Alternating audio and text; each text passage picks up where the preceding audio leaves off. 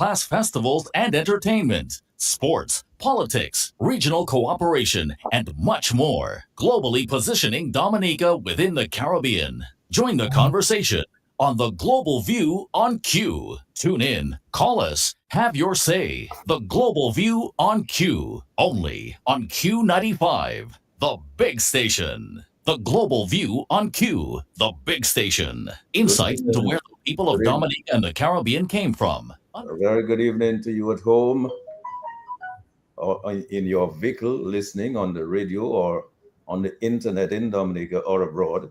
Thank you so much for choosing Q95. This is the Global View on Q. A very, very warm welcome to. Could you mute your mic, Simeon, please? It's a feedback is coming through. Yes. So thank you for choosing Q95. This is the Global View on Q. A very, very warm welcome to all of our Q family listeners at home and globally. I'm Sheridan Gregoire, Mr. G. It's Tuesday, 22nd July 2025, the 27th Tuesday of 2025. And it's just about 8:01 p.m. in the studios at Q95, the big station. We're live on our radio frequencies on QTV, on Facebook, and on YouTube. Please follow us at Q95 FM Radio. Share the live, like our pages. Our on-air phone numbers are on the homepage of our website at www.q95da.com. Get the latest breaking news and reviews on Q95 because you know it's true if you hear it on Q. So we continue to revive the spirit of graciousness, love, peace, prosperity, and unity among our Kalinago and Afro-Caribbean brothers and sisters. It is our 27th Global View on Q show for 2025, and we continue to engage with you, our local, regional, and global Q family listeners, friends of Dominica at home and abroad. My co-host is Justice Dr. Irving Andre. Our distinguished guest, Attorney Gabriel Christian, who will join us shortly, social scientist Simeon Joseph, and engineer and past DIC president Michael Astafan. Tonight we speak about the vexing issues around government transparency, accountability, and responsibility in Dominica. We will compare what obtained back then versus what obtains now. Yes, we will make that comparison of what obtained back then with what obtains currently. Here are some talking points. How can excesses in government be restricted? We will comment on the role played by comments like no law, no constitution, throw hot water on them, take Lennox Linton and disappear him. We have our snipers and Navy SEALs. We have a tradition of backdoor. What role do we think these comments play in guiding youth actions today? No transparency in reporting on CBI overseas accounts. No titles given to the beneficiaries of government housing today. No bid contract project awards to personal associates. Insider trading. Failure to manage garbage collection and landfill mismanagement. And also mismanagement of agriculture, of water and the economy. Rampant unemployment nationwide. Emasculation of state departments, state institutions, and state agencies. We saw the closure of a proliferation of private sector businesses over the last years. Failure to facilitate exports of local produce. The failure to reboot the banana industry. Cost of living skyrocketing. Low minimum wage compared to the other islands. High charges for water consumption. Escalating airport project construction costs. Yes, escalating. Engineering failure in the DGS school construction project. Escalating crime and gun violence. Poor construction of housing and public clinics, etc., etc. The list goes on. Can taxpayers be protected from government spending abuse? Or can public officials be made transparent and accountable? What obligations in terms of accountability should be expected from permanent secretaries? Did they sign some document saying that they were going to be transparent and accountable when they got the job? I don't know. Maybe Simeon might help us with that. Now, where is the Integrity in Public Office Commission? What happened to the Independent Police Service Commission? Is it still independent? And the independent, unpoliticized role of the police? What happened to the independence of the Electoral Commission? What about alleged appointment to police offices based on political patronage? What about alleged police involvement in handling of the Mehul Choksi matter? Where is the Public Service Commission? Has it has it forgotten its role? Are all these agencies and institutions just hiding in plain sight? Where's the ombudsman? For God's sake. What happened to equal justice for all? Who is protecting citizens' rights to free speech and protests? And then, of course, what should we expect from the 2025-2026 national budget? Maybe one or two of our panelists might make a comment in terms of what should be the expectations for Dominica to change direction. So the questions remain. What lessons have Dominicans learned from seeing their constitutional rights trampled upon willy and thinking forward towards 2028 or to Dominica's 50th anniversary of independence? What are the people prepared to do about the public mismanagement and oppression of their constitutional rights and freedoms? What should be done about the increase in illegal guns and crimes and violence and murders in Dominica? Certainly, there are too many unsolved crimes in Dominica, but what are law enforcement authorities doing to earn the trust of the people in the communities through genuine community policing? So there is talk about a gun amnesty, but this initiative has failed in the past due to the lack of trust. So we all look forward to the suggestions of our panel, our listeners, our callers and viewers on Facebook and YouTube on what needs to be done to move beyond this era of economic stagnation and oppression. My co-host, Justice Dr. Irving Andre, our distinguished guest, Attorney Gabriel Christian, who is now with us, social scientist Simeon Joseph, and engineer and past DIC president, Michael Astafan. Gabriel, could you please mute your mic because yeah, it's coming through. So yes, we will all share the ideas and recommendations on government transparency, accountability, and responsibility in Dominica back then versus now. They will hopefully comment on my talking points and on their own talking points and more, with a view to moving forward on the path to real independence, real growth, return of a strong middle class, and production and accumulation of generational wealth once again in Dominica. So, as usual, we invite you, our Q family friends of Dominica, to help give our usual huge shout out. We send out love and hugs and appreciation and a big thank you to our farmers, to our healthcare providers, frontline workers, police, fire officers, teachers, doctors, nurses, and public and private sector patriots, and friends of Dominica at home and abroad. As I always say, we welcome each and every Dominican and friend of Dominica to the Global View on Q. We embrace you wherever you are tonight, in every nook and cranny, in every village, in every community, at home in Dominica, in the region, and globally. Thank you again, Sherwin, for keeping us on the air, and thank you, Lambi, on the console, directing the traffic. We will take your calls. As you know, the people's voice is always a priority on Q and on the Global View on Q. So call us anytime during the program. Lambi will signal us when you call, and my co-hosts and panelists will expand and deliver on their own ideas. So to get the ball rolling, to get us going, I go first to Justice Dr. Irving Andre for his opening remarks. Dr. Irving Andre. Well, let me say good evening, Mr. G, and good evening to my esteemed panelists. And let me thank you for inviting me to say to give my 2 cents worth. Let me thank your listeners for taking the time off to listen to elderly citizens reminiscing about the good times.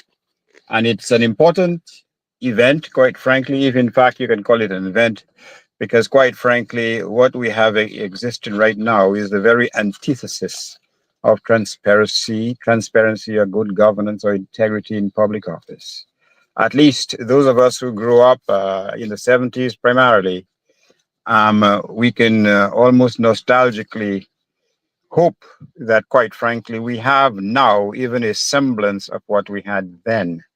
Gabriel Christian, one of our esteemed panelists, likes to talk about the era of public commissions, whether in 63, after that 63, a disastrous one, whether after December 71, the storming of a House of Assembly, whether after May 79, again, the events of that fateful day, an inquiry into the police, if I recall correctly, resulting in disciplinary action against senior police officers.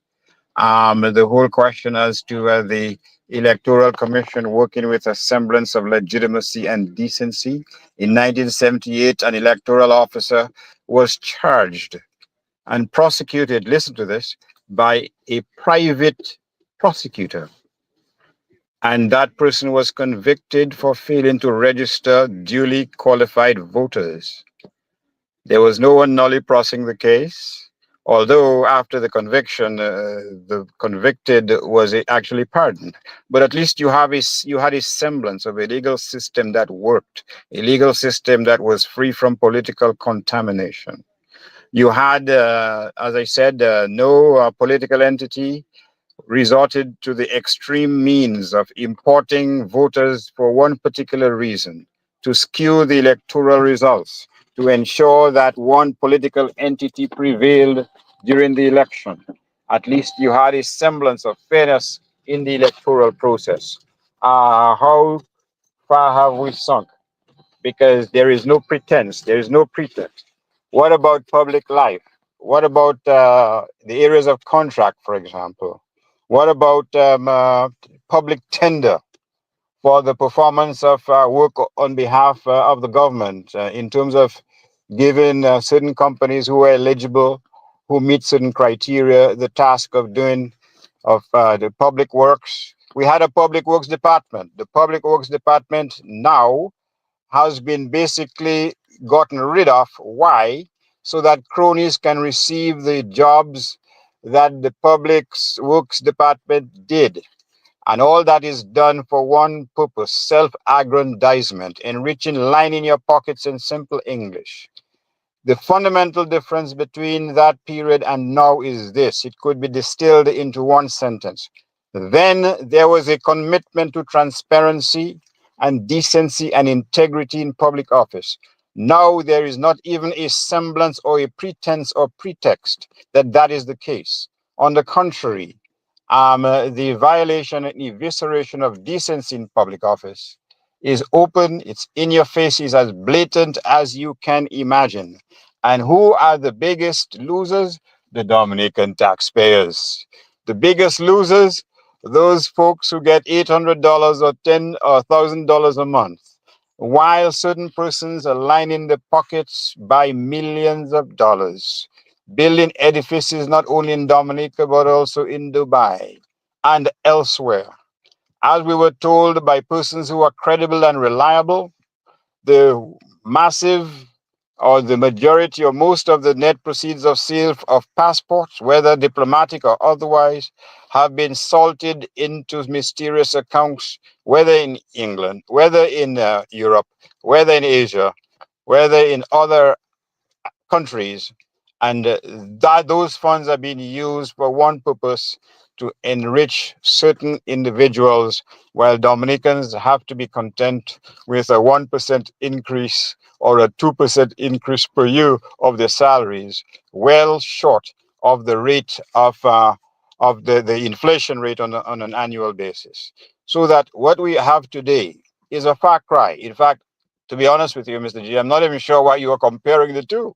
It's comparing, quite frankly, Mawio and little Tululu crabs. Two totally different type of approaches to governance. As I said, what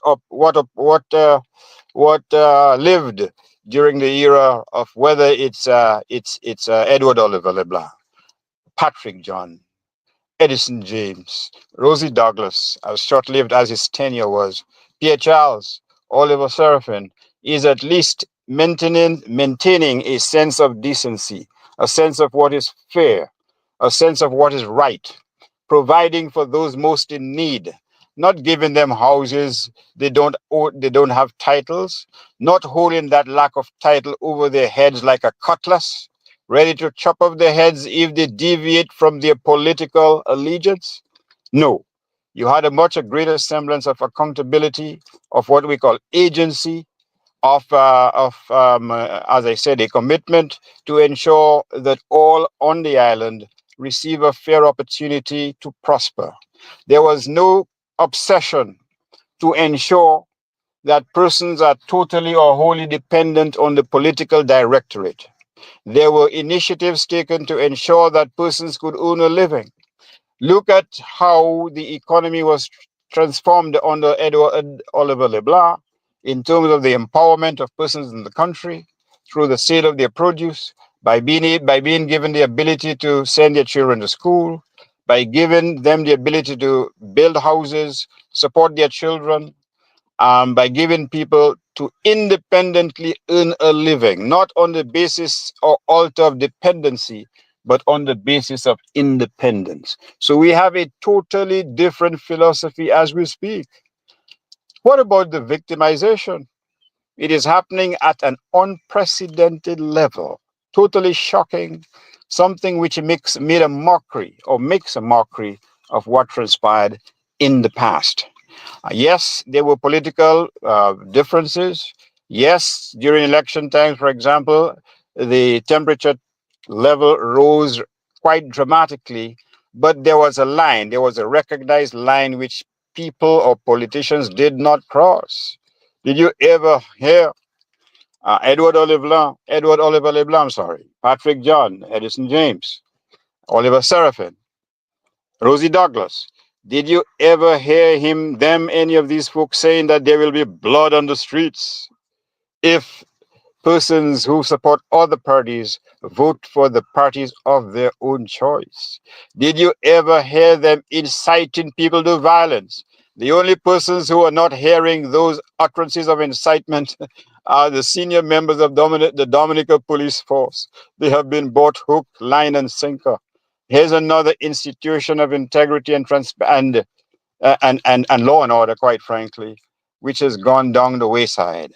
And in the last few days on Q95, you heard some officers who spoke eloquently about the difference between today in terms of law enforcement and in yesteryear. You heard the emphasis on integrity, on service, on merit. And the whole question of merit, quite frankly, is one which is very seldom used by some of these folk because they know, as we all know, despite the pontifications of a minister of social, Kisa, of whatever, whatever you call it, that there is no victimization in the police force. There is no unequal law enforcement today in Dominica. These utterances are a mockery of what transpired. So this is the reality, the sad one that we face. There's a whole sphere of other issues that we can talk about it. But let me identify some very quickly, subject to further expansion, things that could be done, but they will not be done. They will not be done because, as I indicated, the goal of governance today is not transparency or integrity. The goal is self aggrandizement. Line in your pockets. Let me tell you some pressing reforms that could be undertaken. And I say that knowing fully well that they will never see the light of day, not under this administration in any event. One, a 5% limit tops on salary increases for government ministers. Two, a $10,000 cap on rent for the Prime Minister's residence, a cap on the use of taxpayer-owned vehicles, a firing of members of the IPO because of their failure to do their duty, an appointment of an ombudsman led by an independent person or office to ensure that he or she does his or her job, the elimination of no bids contract, the liberation of millions of dollars hidden in secret accounts in Europe, Asia, and the environment and the Middle East, the stopping payment of hush money to various entities and various officials in Dominica, filling up a hole called geothermal energy in which more than $100 million have been buried, which not even after more than a decade produced less light than a bullseye. Kickbacks in public projects, the whole a prohibition against the use of taxpayers' money to buy thousands of tickets for its supporters, particularly during a festival called the World Creole Music Festival. The eliminating of duty-free importation of vehicles by government cronies. The elimination of, as I said before, no bid contracts to foreign companies. The ending of programs designed to undermine Dominica's democracy, such as paying overseas voters to come to Dominica to vote in hand-picked constituencies. Ending the gravy train where cronies are given grants which are never, if ever, repaid. What about the union giving them life water, giving them the energy and the freedom and the honest leadership to ensure that they serve their members as opposed to lying comatose? What about the Council of Churches? Compare their silence today to their eloquence in the 70s. What about the DAIC? Who is going to wake them up from their perpetual slumber? So, what we have now in terms of integrity and transparency is a situation where those agencies, those institutions that have been tasked historically with ensuring that the ship of state is run in a fashion which serves the benefit of all Dominicans, those institutions, quite frankly, they need waking up. And the only person or persons to do that, quite frankly, are right thinking, honest to goodness, patriotic Dominicans who see the precipice, who see the Niagara Falls waiting for that ship of state and wonder when will it end. And the only end that can come about will be an end brought about by Dominicans to save their country. Thank you. And thanks a lot for your sound opening remarks, Dr. Andre. Michael Asafan used to be a president of the DIC, so he should have known of a time when the DIC was operating like an independent institution, looked after the interests of the private sector. I too was a president of the DIC in my day as well. But among the list and the proliferation of things that were pointed out and highlighted by Dr. Andre, a couple of things stuck with me, Gib. And one of them is that these past governments allowed people the ability to independently earn a living. And their goal was certainly not self-aggrandizement. So, Gabe, give us your opening remarks on this topic tonight. You need to unmute. Blessed good evening to you, Mr. G, and to Brother Yes. Lamby, who keeps us connected. Good to see you, Brother Simeon. Good to see you, Brother Michael. And always our dearly beloved Justice Andre. Memory takes me back to some time in 1971 when the Parliament of Dominica, I think it was December 16th, was invested, as in broken into, by protesters who believe that their civil rights, as in freedom of speech, and the rights and the prerogatives of the Roseau Town Council were going to be abridged by the government of Eo LeBlanc. At that time, one Stafford Lestrade, who at some point in the 60s been mayor of Roseau, said tomorrow is going to be a bloodbath. And at our home, I told his daughter recently that we always refer to him as bloodbath. Another one by the name of Lee Benoit, the president of the Waterford and Allied Workers Union, said that we're going to come in front of the parliament and we know they're going to try to get the police from the country, but we're going to block the parliament to make sure that the laws are not passed. They not only blocked the parliament, they went in there and they broke down the order table, they scattered the papers, parliament was not held, the particular bill was not passed. For violation of law, the government of Dominica impaneled a commission of inquiry. Several people had been arrested, but they wanted to make sure that they understood why. What happened, happened. And so there's a commission of inquiry report into that. Same thing with May 29th. But the earliest that I have goes back to a period before 1929. In 1927, there was a carnival band at the bottom of what is called Constitution Hill, at the corner of King George V Street and Queen Mary Street. And the band Mauvais assaulted the detachment of defense force and the police, led by the white chief of police at the time, William Layton. And that clash led to the famous Creole song, Adieu William O. C'est mouté, nous ka mouté pour la vie. C'est descend, nous ka descend pour la mort. Away with you, William Layton. We're going up for life, and we're going down for death. And they dragged him from his horse, broke his back, and he was sent to Barbados. And Carnival was banned for the following year. After a commission of inquiry, I believe the commissioner in charge was no less a person than the gentleman who is on that bust at the Goodwill Roundabout by the name of Cecil Rawle. Why am I mentioning those things? Well, the following year, in 1929, I believe Cecil Rawle joined one J.B. Charles at the Newtown Savannah rally, where they begged the colonial government to reinstate Carnival and promised that it would be peaceful. It was reinstated. Subsequent to that, there was another commission of inquiry in 1956. The commissioner was Queen's Counsel Keith Alleyne, the father of Sir Brian Alleyne. And it had to do with a riot by the band Mauvais Soufriere, where the police detachment discharged rounds and killed one woman in a house. And the police chief was H.H. Humphreys, a captain in the British Army, where my father served under him.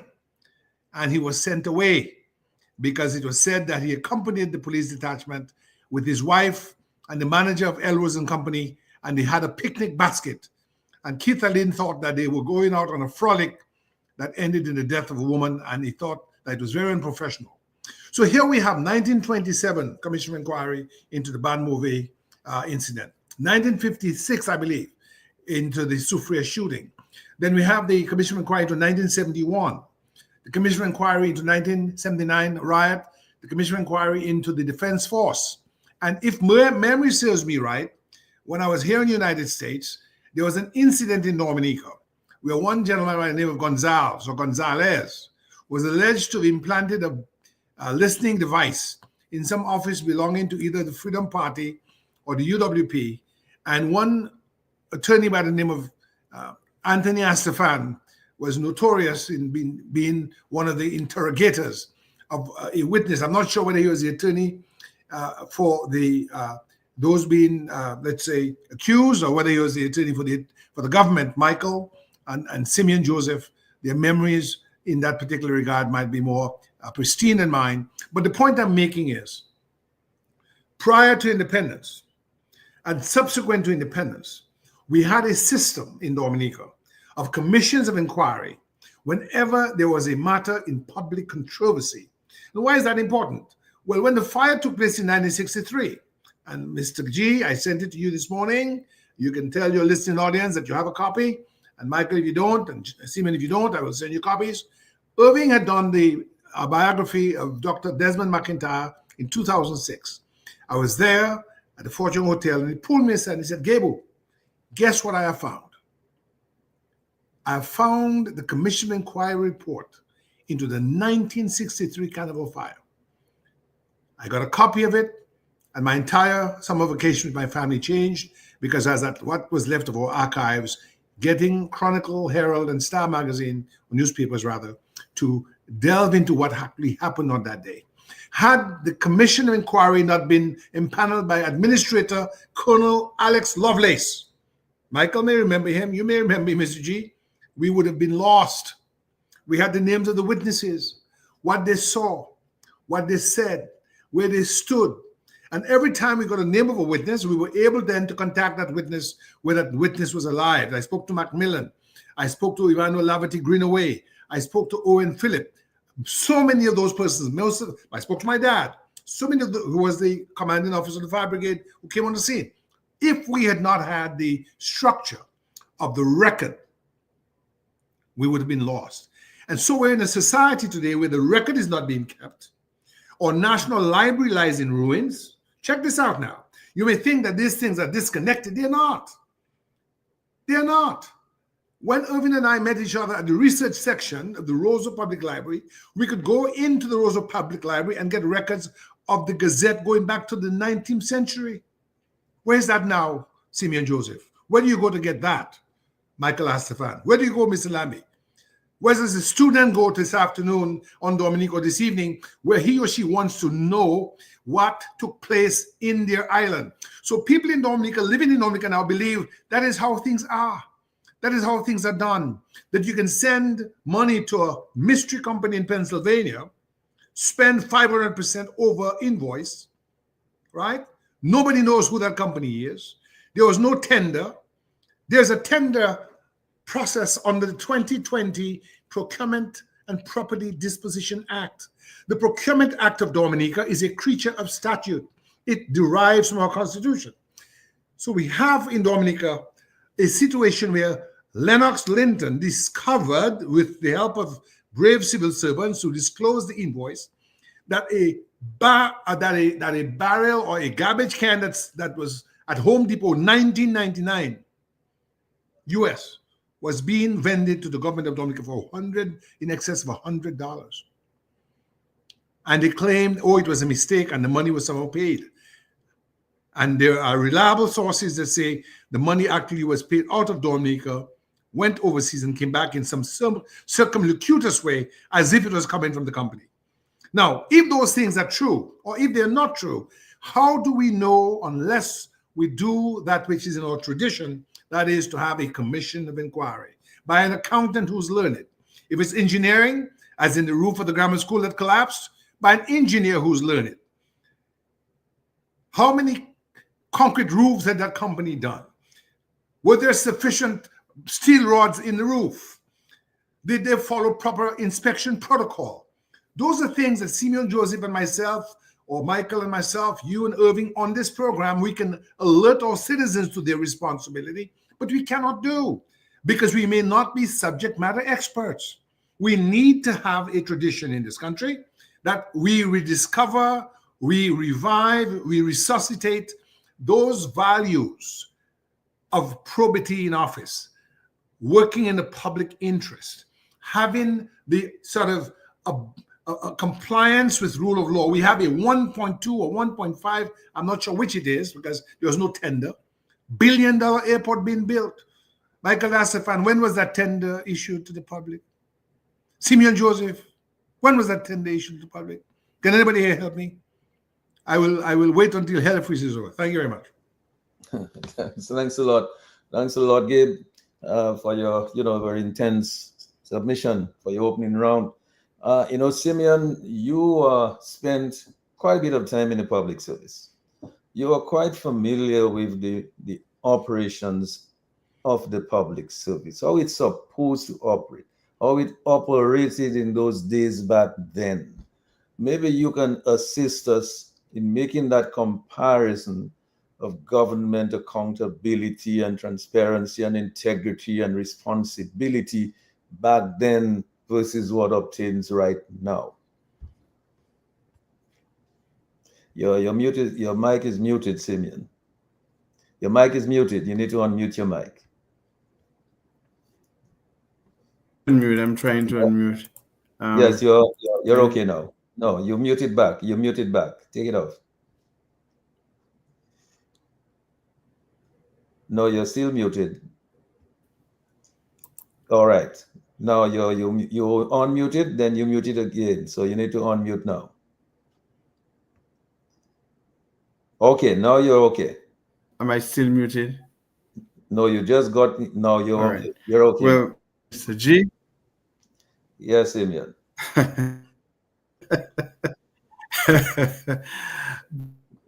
Yeah. Your mic got muted. Gebu, Michael. So Simeon, what's happening is something is touching the icon and causing it to go back and forth. I don't know if you can remove your finger from it.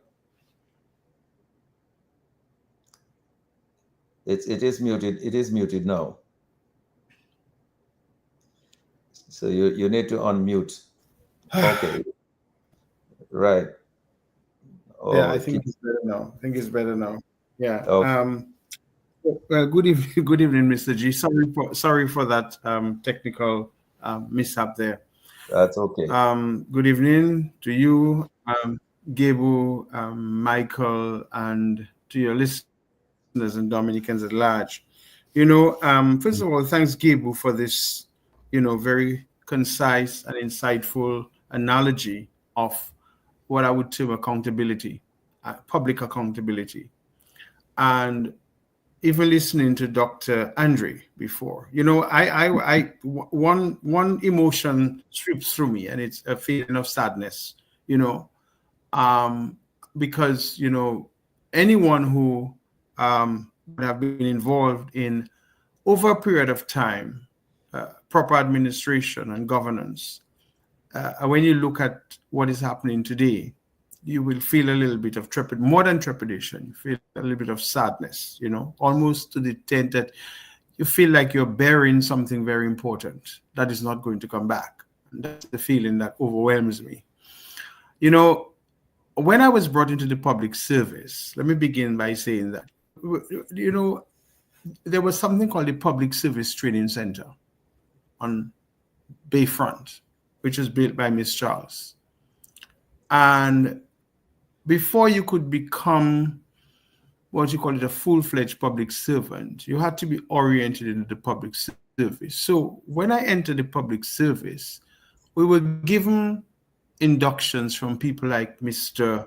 Clancy Signoret, the former cabinet secretary, Jennifer White, former, people like Jennifer Astafans.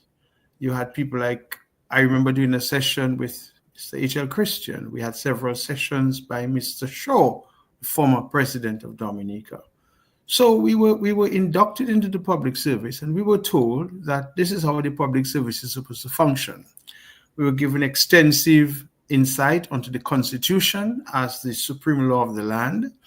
We were given insight as to how the Constitution influences governance and the public service in terms of the functions of ministers, the functions of permanent secretaries, the functions of the director of audit, and we were given in terms of what you call the organizational structure of government, in addition to which we were oriented to things like general orders, how you behave as a public servant and how things are supposed to happen. We were also oriented to things like the Public Service Act, and with reference to other acts as well.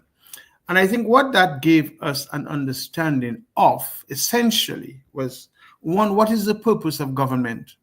We understood what was the purpose of government as public servants. We also understood what the functions of government, and as well, in order to understand the structure of government. And so I think in listening to all of this tonight, I think I could clearly say, without any sense of ambiguity, that we don't have a government in Dominica. I've said that for a while, and I've been taken to task. But when one understands what is the purpose, function, and structure of government, we do not have a government in Dominica. There is no governance in Dominica. The administration of the public service has been decimated. The systems of accountability have been eroded. The regulations, the processes, and the procedures of government has been made nil. And I'm sure Michael will speak to that, because Michael, I as somebody, I respect you for a lot of insight into public accountability. So we don't have that. We don't have that in Dominica. And no wonder why we see what is happening today. When we have to compare the two, I think Dr. Andre alluded to the fact every government has had its ups and downs. Every government has had its positives and its negatives. No government in this country has been perfect. But nonetheless, when we see what is happening today, we have to say that this is the most imperfect, corrupt, non-accountable, and watershed government. You could even say that what we have today as an administration is a smoke screen, parading behind the semblance of governance. Because when you have to look and when you understand what is the purpose of government, the purpose of government, just for the purpose of an understanding of where things are today, is to promote the efficiency, to promote efficiency in governance. And efficiency is a strong term because it speaks to promoting how things are done in terms of regularity, in terms of accountability, so that the government can be effective. The government is supposed to promote the rule of law, okay? The government is supposed to promote order within the country to ensure that things are well organized and working as expected within the state. And the government is there to make laws and policies and to provide social services, human resource protection and employment, which helps to establish a developed state. And so the government also exists to put structures in place to foster peace and unity, social service delivery, and implementing ways to enforce the law. So when we think of all of those things, we have to say that none of this is happening in Dominica today. When we look at efficiency in government, we know of the tendering process. We know of how things are done. We know of the numerous examples of where the prime minister just directs people. And one of the sad realities of the day is you have many senior public servants who are say the PM say, whatever the PM says goes, without any understanding, well, okay, that they are not serving the prime minister, they are serving the state. And their duty is to the constitution and the rules and regulations and general orders of government. And if the prime minister or minister of government says to do something, they have to be able to stand up to him like Mr. Shaw would have done, like Mr. Senior would have done, like other senior public servants would have done, and be told, no, this thing cannot take place. But now what we have are senior public servants who are basically the prime minister. They are servants of a person who is holding an office. They are not, I won't even call them servants to the prime minister, because if they were servants of the prime minister, they would be serving the office of the prime minister. They are servants of Mr. Skerritt. And so whatever Roosevelt Skerritt says to do, that is what they do, okay? Because they're there to please him. And so when we talk about, and that is why we have what you call a very inefficiency. We have, as was highlighted, in any other country, where you have a lingering problem of 6 months where garbage is not being collected, that government would have to resign en masse. The Minister of Environment and the Minister of Health would have to tender their resignation because they would have failed the people. They would have been deemed inefficient in functioning of their duties. In any other country where the hospital is how it is today. We have all our medical doctors living. Dr. Mead has left. Our anesthesiologist has left. We have all our major doctors live in the country. The Minister of Health would have had to resign because the hospital and the health services are not serving the people well. In any other country, because we're talking about government is to provide efficiency. In any other country where you have a roof being constructed that is falling on, and God forbid, had these children were in that auditorium in September. God forbid. And so what would happen is that in any other country, the Minister of Education, I have not even heard the Minister of Education make a public statement on the issue. A major malfunction like this, and the Minister of Education is yet to make a statement to the parents, to the students, to the teachers, to her immediate stakeholders.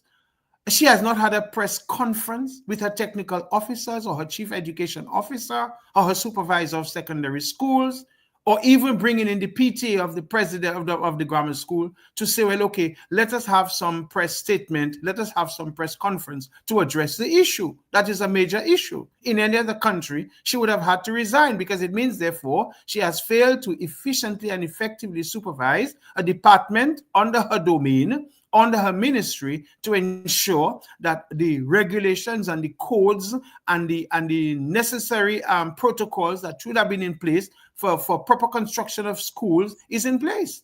And I know why that has happened. Let me touch on it a little. In 1996, the Education Planning Unit was established within the Ministry of Education, headed by David Edwards. And we had people like Mr. Max Andrew And what that department had, we had engineers, we had senior planning officers, we had people who were trained so that whenever there was a school being built, this department within the Ministry of Education would have to ensure that the plans were scrutinized, that they would visit the buildings regularly to ensure, and that is what they did with the Cassibru Secondary School. That's what they did with the construction of the Pierre Charles Secondary School. That's what they did with the construction of the Northeast Comprehensive School, with the extension of the Portsmouth Secondary School, with the addition to the Dominica State College. That department did their work by ensuring that whoever was contracted to construct the building was building according to codes, not only for a building, but for a school. What has happened over the years? That department has been disbanded with. They replaced it a few years ago with a woman who was a strong supporter of the United Workers' Party. They almost got rid of every officer in that department, and they have now replaced it, mark you, with a gentleman who has done nothing in planning, nothing in agriculture, nothing in project management, only because he's supporting the government and he's there. Now, he's a very good friend of mine, but I'm speaking the truth. I remember when he was put in that position, I questioned him. I said, how is that you are in that position? And when I asked him what, I said, no, and I advised him that he needs to go to the University of the West Indies to do a course in project management, at least that, because he would have the responsibility of supervising. And so that is what has happened. So when I talk about efficiency, that is just one example of efficiency. We're not even talking about the rule of law, because if we have to look at the police force, if we have to look at the situation of violence in Dominica, of the corruption that exists in the police force, within the judiciary system, the office of the DPP, and the thread and the magistracy and everything, and even down to the bowels of the Attorney General office, where we have a government. Attorney General is supposed to be representing the people, not the cabinet and government. And you have an Attorney General who's basically a tool for the party in power, and exercising all his privileges to abuse the what you call it, the privilege that the government in power has to ensure that the government circumvents every area for the rule of law. And then we know, of course, when we look at Dominica, one of the sad realities is that our society is disintegrating. Our communities are disintegrating. Our young people are falling apart. You know, our societies are not as cohesive, and our communities are not as cohesive as before. Look at what the government has done to dismantle the local government system.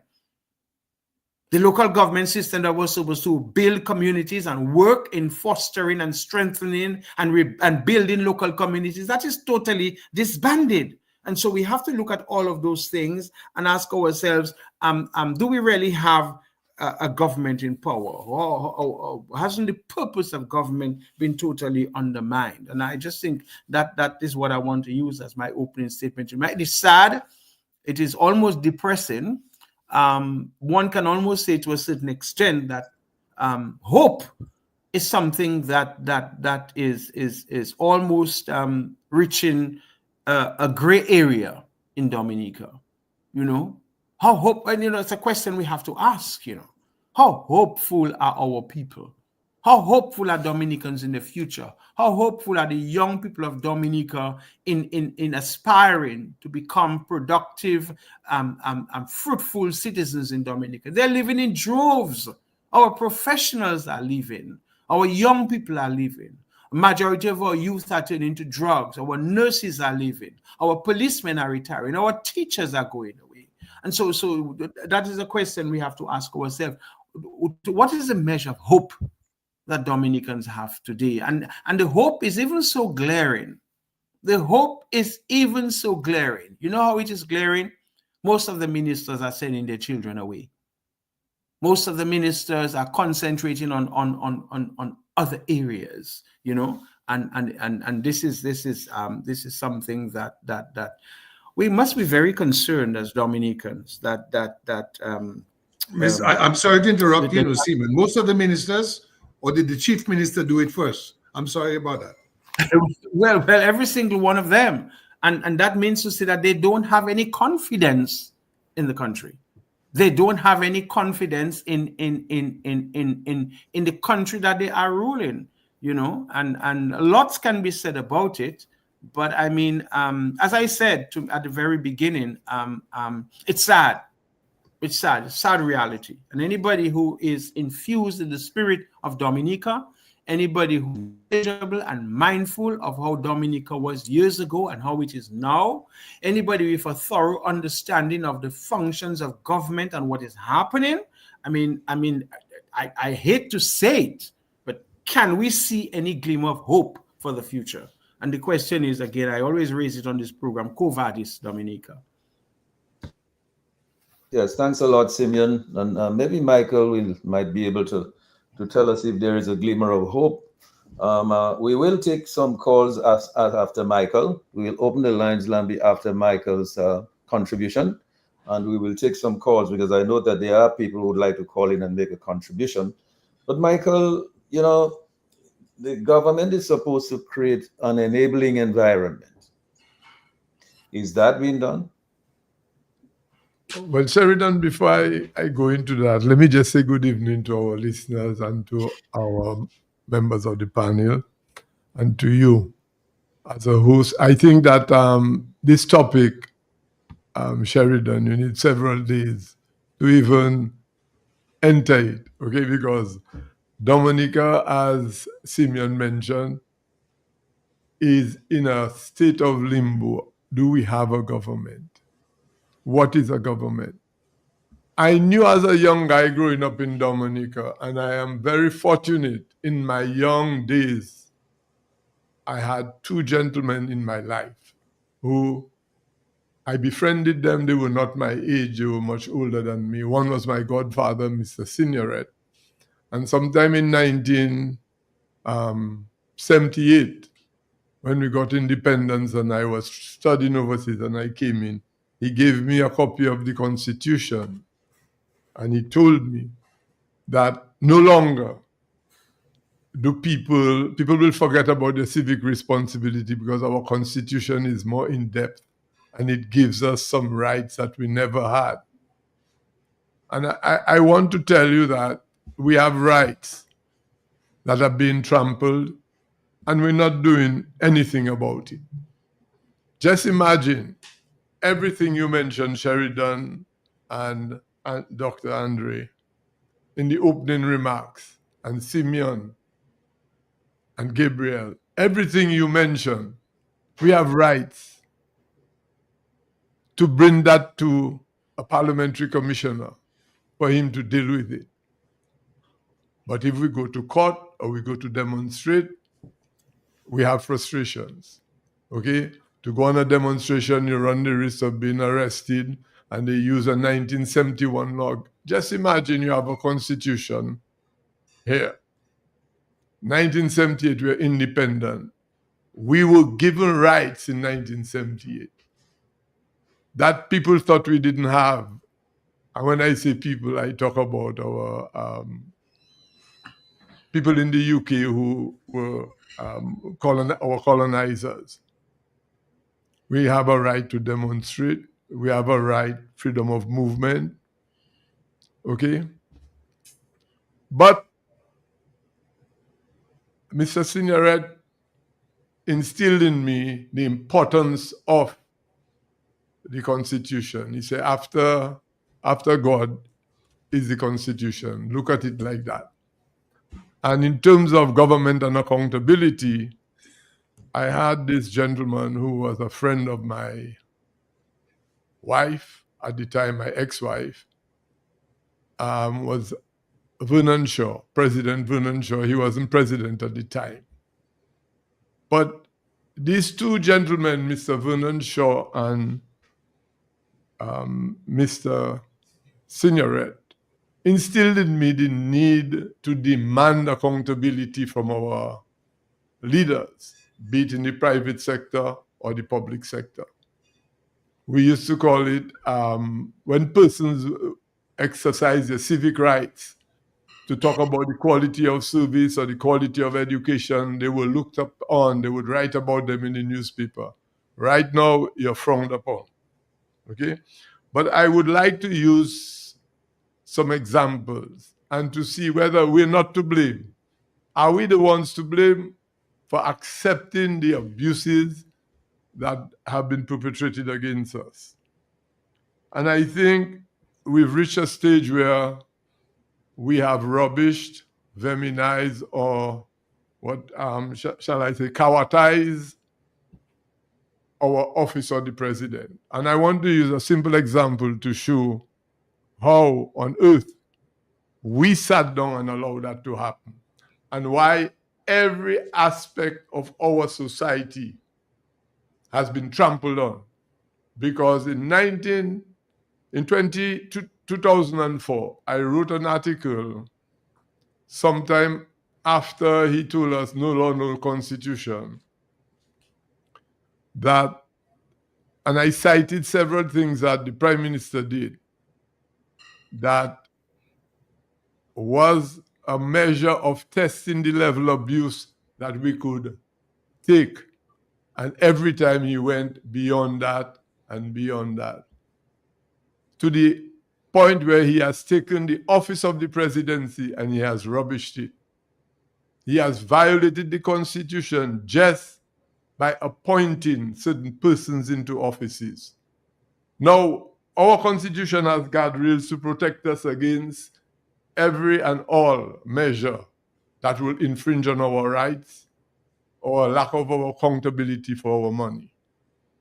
Okay? And that, I think, he has dismantled.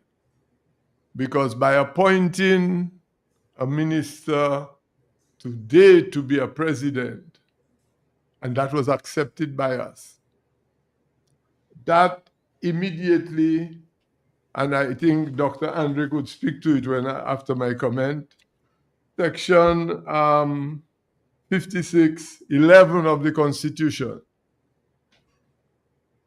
to take control of the Electoral Commission.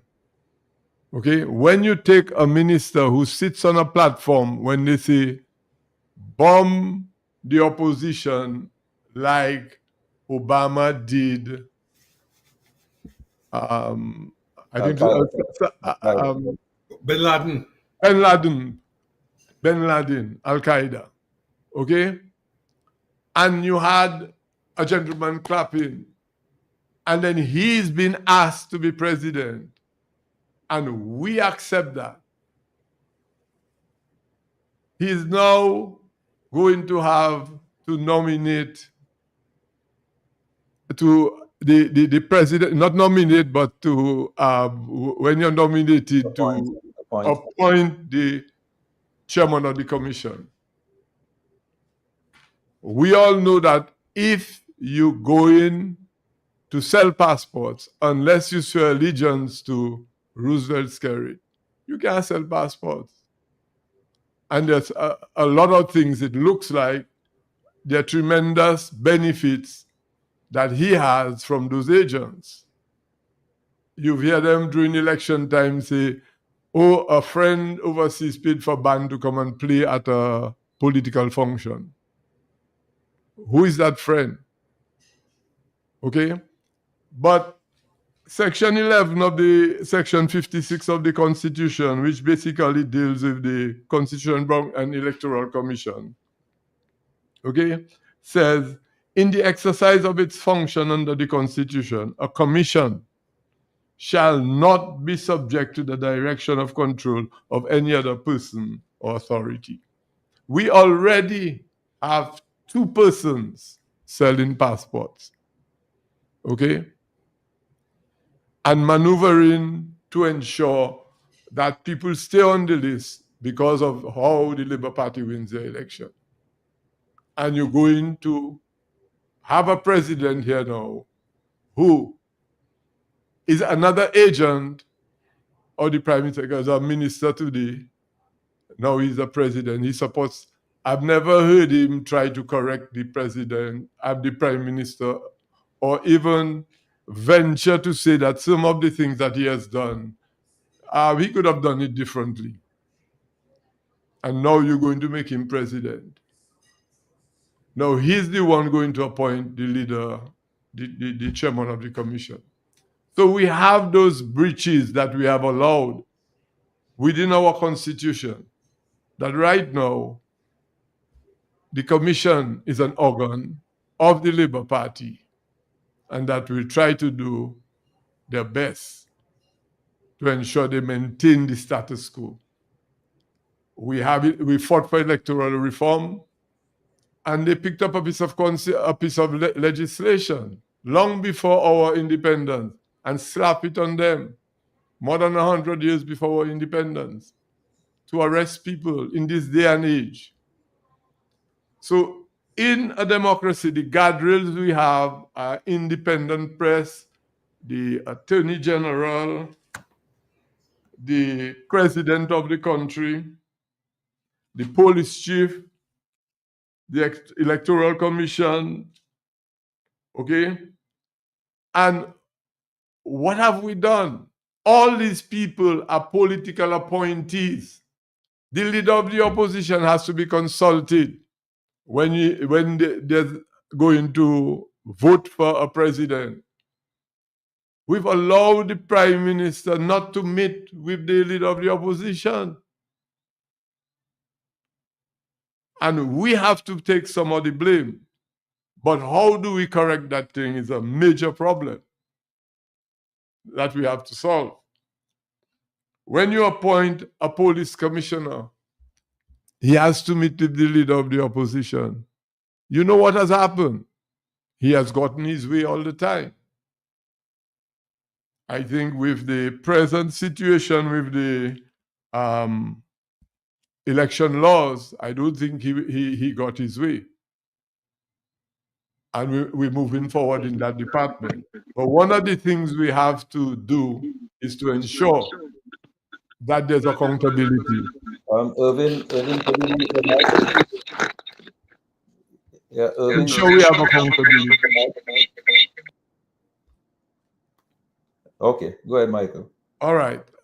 Ensure that there's accountability in all what we do. Our accounting officers, and Simeon mentioned that briefly.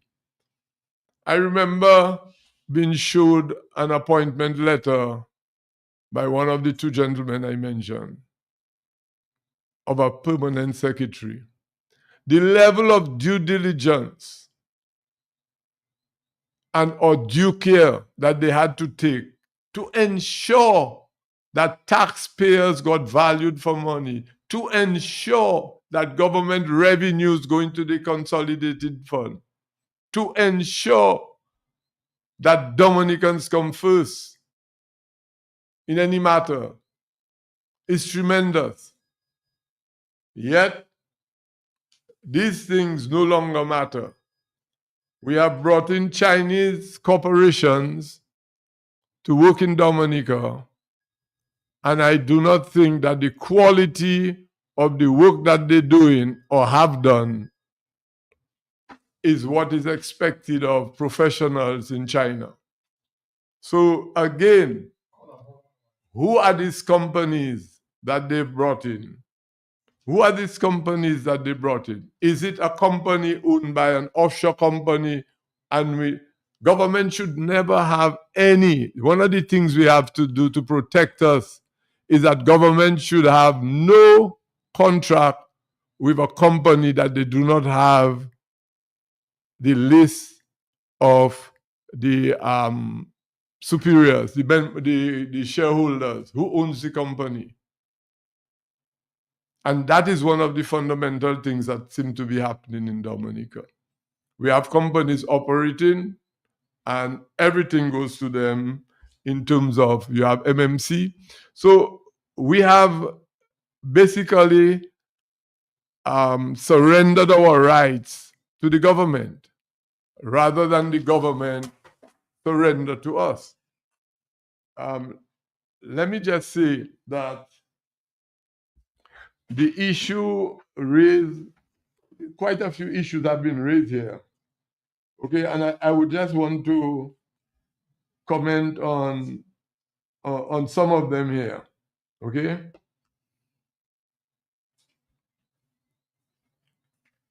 you have the nulliprossing of a situation where our apex court has returned a matter to the magistracy, and that was nullipross.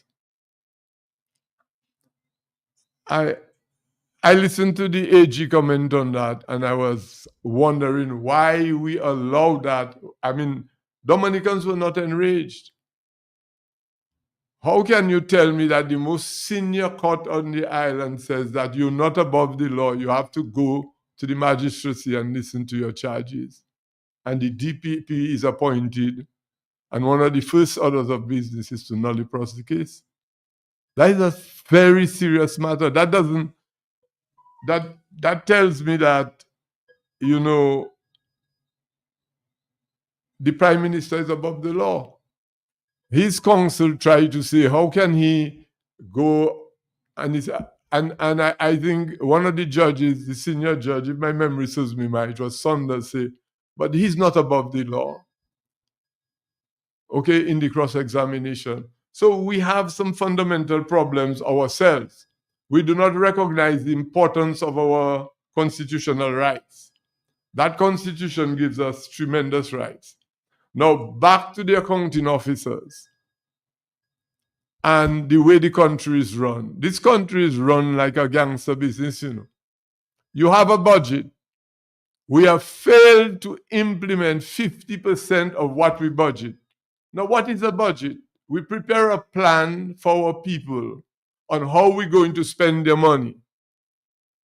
Yet, we do not spend 50%, most of the ministries, but we keep getting supplementary estimates.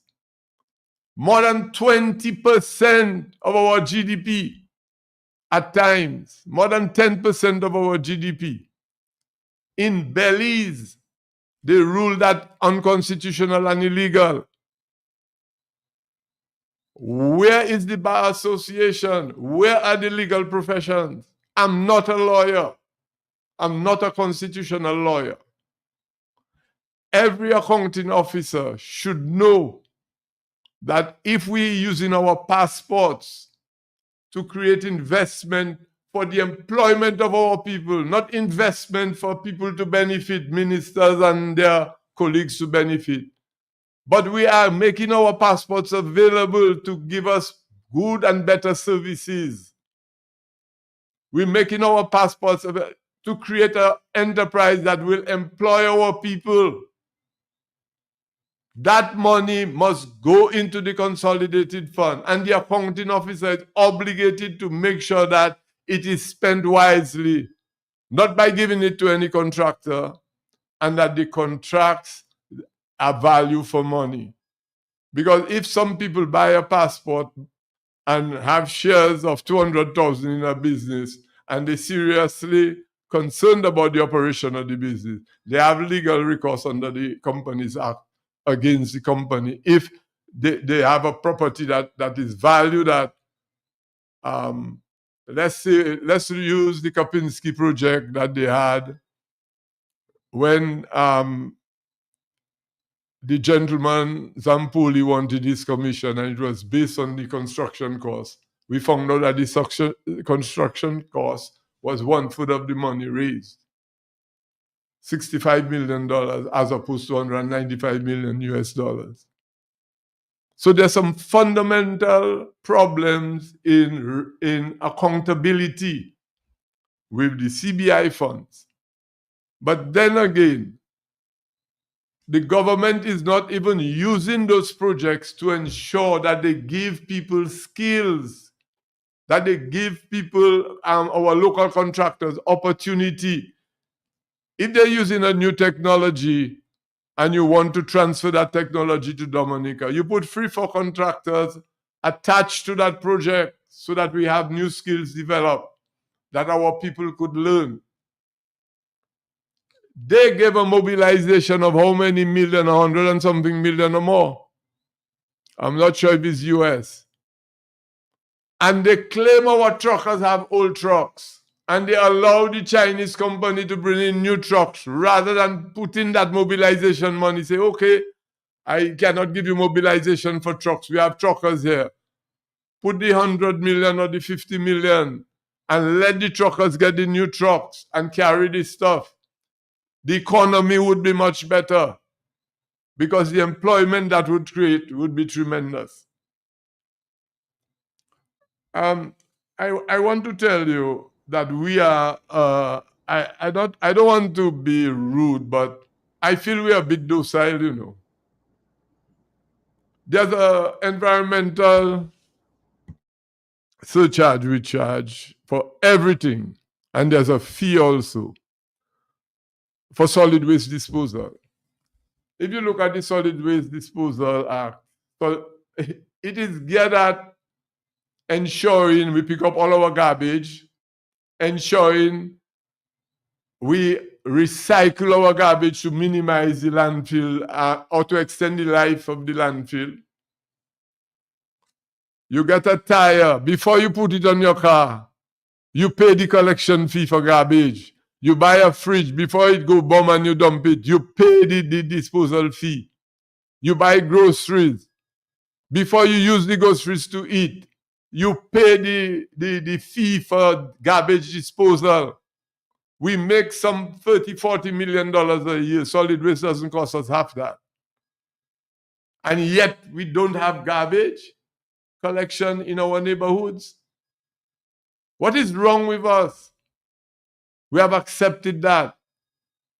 Where's our bar association to tell me how we could work on and get a class action suit against the government so that they are obligated to do what is right? I know when you talk like me, things are not easy. Remember what happened to Brizimat. But it's important that our young people know their rights. It's important that the young people keep the public servants accountable, especially the accounting officers. But what do? We report a friend who made a statement and we get benefits from that, and they victimize the person who made the statement. Dominica is a very challenging place at this time. The 100 million we spent on geothermal exploration could give us 100% self-sufficiency in solar. By far. If every church, every school had a proper system with proper storage that could interconnect with the neighborhood they're in and the national grid, we would use minimal diesel. All we need to do is get 4 new diesel plants, okay, and set up in the north and the center and north and south of the island. So when the solar is going down, they start. It wouldn't cost that money that we have. But then again, we are allowed to do those things because there's no system on it, no scientific approach to it.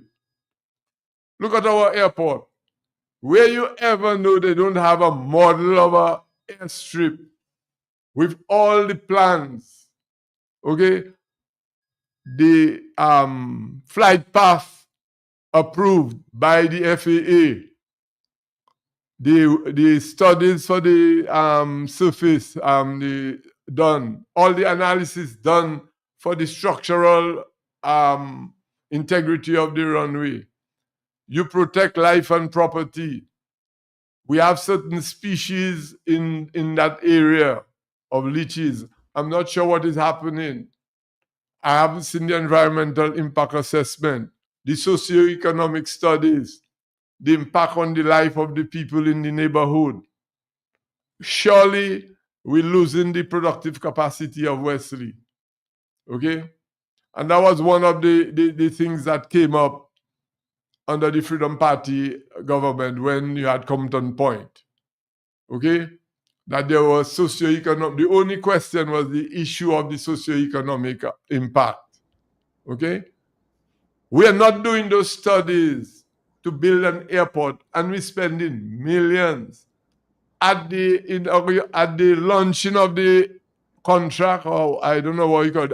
Well, groundbreaking ceremony. The PS at I think the Prime Minister's office was sitting there. She signed the contract. And the Prime Minister said he's giving the contract to his friend. His friend, conflict of interest. Major conflict of interest.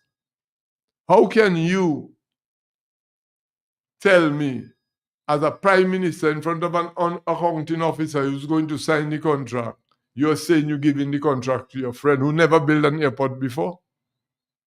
How naive are we? What is going on? I'm at a loss to understand that. I'm at a great loss to understand that. Because somebody has to prove himself as an airport contractor, project management, or developer who has developed, even if he's not an engineer, but he has put together the resources to build airports before. Yeah, well, thanks a lot for your opening remarks here, Michael. Appreciate that highly. Lambi, we're going to open the lines now to take a few calls, and then I will go to Dr. Andre. But Lambi, please give the listeners the numbers, and you can take the opportunity to call in and ask some questions. The Global View taking your calls. The numbers are 449-3095, 449-3096, 449-3097, 616-4257. The overseas number, 305-432-9624. We already have a call on the line. Caller, please go ahead. Good evening, Lambert. Good evening to all the guests on the panel. Good evening. Just wanted to make a comment, and I have to keep it very short, that this government seems not to be following the normal route of democracy. And it seems to me that we are in a dictatorship. And there's this sticking point in my brain, this point that if we all got together on this, what should be a non-partisan issue to install our opposition leader, please, souple. I believe everybody should agree on that. I don't see why anybody would disagree that we should make this point to follow our constitution, which we all opposition, whichever party you belong to. I don't think anybody would say that it is clear in the constitution that there shall be an opposition leader, and we do not have one. And this is something that Mr. Skerritt is pushing against. He doesn't want one. Mia Mottley in Barbados won all the seats, and immediately there was an opposition leader put in place. Why is it Dominica does not have an opposition leader? Number one. And two, why is it a sticking point with all the different parties or all the citizens who want democracy? Is it that Dominicans don't want democracy, or are they just not being educated? Gentlemen, thank you very much. Yeah, thanks a lot for that. We'll take a note of that question. We'll come back to it. Lambi, you take another call? Yes. Good evening, caller. Go ahead, please. Hello? Yes, Hello. go ahead. Yes. Somebody's talking in the background. No, you go right ahead. Yes, I'm listening to the gentleman on the panel, and I know you guys mean well. But it is time that you guys should realize that Dominica is no more a democratic country.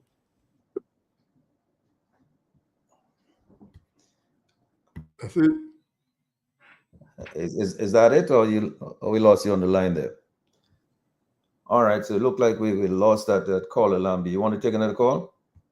All right, so Dr. Andre, the caller, the first caller, he made a point. I don't know whether you want to, but just before you start, Dr. Andre, Lambi, let's take a call. Yeah, caller, you're back. Please go ahead. Yes, as I was saying, it is time we realize that Dominica is not a democratic country anymore. Dominica is a socialist country. When a man goes out and he signs some kind of agreement in China and comes back to Dominica and refuses to tell the people in Dominica what he signed with the Chinese, come on, man. When the President of the United States goes out and he comes back to America, he tells the people what he did, what he signed, what he did not find. Kerry is just taking you guys, for a joke. And that is the only way he's going to get out of the office. It will not be by the ballot. Trust me. It will not be by the ballot. Have a good night. Well, have a good night. Now you're gonna call. Okay, Dr. Andre, maybe you might want to tackle those two comments from the callers. Well, let me say that the caller is wrong that Dominica is a socialist country. Socialism will come after you and sue you for bringing its name into disrepute. It's a kleptocracy. This is not government on behalf and for the people. It's a government from a small minority. And again, it's open, it's brazen, it's in your face. I mean, Michael made reference, for example, to the loss of productive capacity of Wesley. What about the lost productive capacity of the public works department workers? The lost productive capacity of truckers, the lost productive capacity of farmers, the lost productive capacity of small business people? Simeon rightly pointed out about the mass exodus of persons from Dominica. What about those who come to make a contribution? Today on Q95, I think Matt featured the sad tale of Dr. Dale Bangleton, who took his own resources to send a 40-foot container of medical supplies. They gave him every impediment, every hardship he can, even to a point of having him to pay exorbitant customs fees to clear the barrel. And you know why? Because they're not benefiting. It's the people who would benefit from the generosity of the man. Because when they get sick, when they get a cold, they run away for medical attention. Some don't even bother running away. They have their own children registered or born in the United States so they can get the benefits of American citizenship. So even when those patriotic Dominicans make an effort to come and contribute, they are frustrated in that noble venture. So this is not socialism. It is government for the few. They are busy establishing their nest eggs in safe havens all over the world, just as the members of the Tonton Macoute used to do. Establish little enclaves in France, in Montreal, in the United States, an escape clause, so that when the going gets tough, they can seek refuge and become anonymous in some big city, either in North America or Europe. So we know exactly what we face. I am happy to tell the caller. We know exactly what we face. And no one on this panel is pretending that we have a democracy. On the contrary, everything that has been said is an indictment of that suggestion. But the fact of the matter is, it's only the persons en masse in terms of taking the decisions to ensure that their security of life, economic security, their freedoms are protected. That's the only solution to Dominica. The people have to realize they have a vested interest in what's happening, an interest which transcends the brown paper bags and the $100 or $2 or $300 or the little NEP job. They have to act to protect their interests, their livelihood, their future, and their village. Yes, the caller, hold on. People are not listening, but hopefully they'll listen one day. Yes, thanks a lot, Dr. Andre Lamb. Do you want to take a call? Yes. Caller, please go ahead. Yes, good evening. Thank you, Lambie, for taking my call to Sheridan and your esteemed panel. Sheridan, how are you doing? I've been listening quite contently, for I know everything that is going to be said before it was said, because I listen to the radio constantly. And I listen to the radio constantly, not because I just want to listen to the radio. I listen to the radio because I love Dominica. But I have a certain mindset of Dominica that is just not within my heart to just sit and accept and say nothing. I want to say something to Simeon, Gabriel, to Dr. Andre, and especially Mr. Astafan. Mr. Astafan, you made an excuse for sticking out the truth. My friend, let me tell you something. When you speak truth, you stand on your truth. You don't make no excuses and say, I'm sorry to have to say so. You speak because the truth will set you free. That's how they say, right?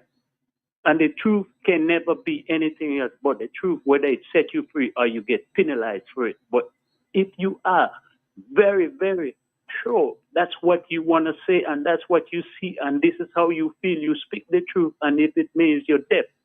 Because it's pretty strange that you mentioned Breezy Matt today. And I sent Matt a note this morning in a text because of his conversation, seeing how scary that thug spirit that run Dominica. A gentleman just called a while ago and he said we live in a socialist country. Dominica is not a socialist country. It's more communist than it is socialist. Yeah, can I see that? The way the country is run, because one man makes all the decisions. And a lot of time people don't believe, well, they can't blame the prime minister. There's a hidden hand behind every decision that is made in Dominica that you don't see. Because when it comes to put somebody, throw someone under the bus, he puts them in the front. And he is the puppeteer. See, the ventriloquist, they speak, but he's commanded. And what I'm saying tonight, my friend, the country is gone.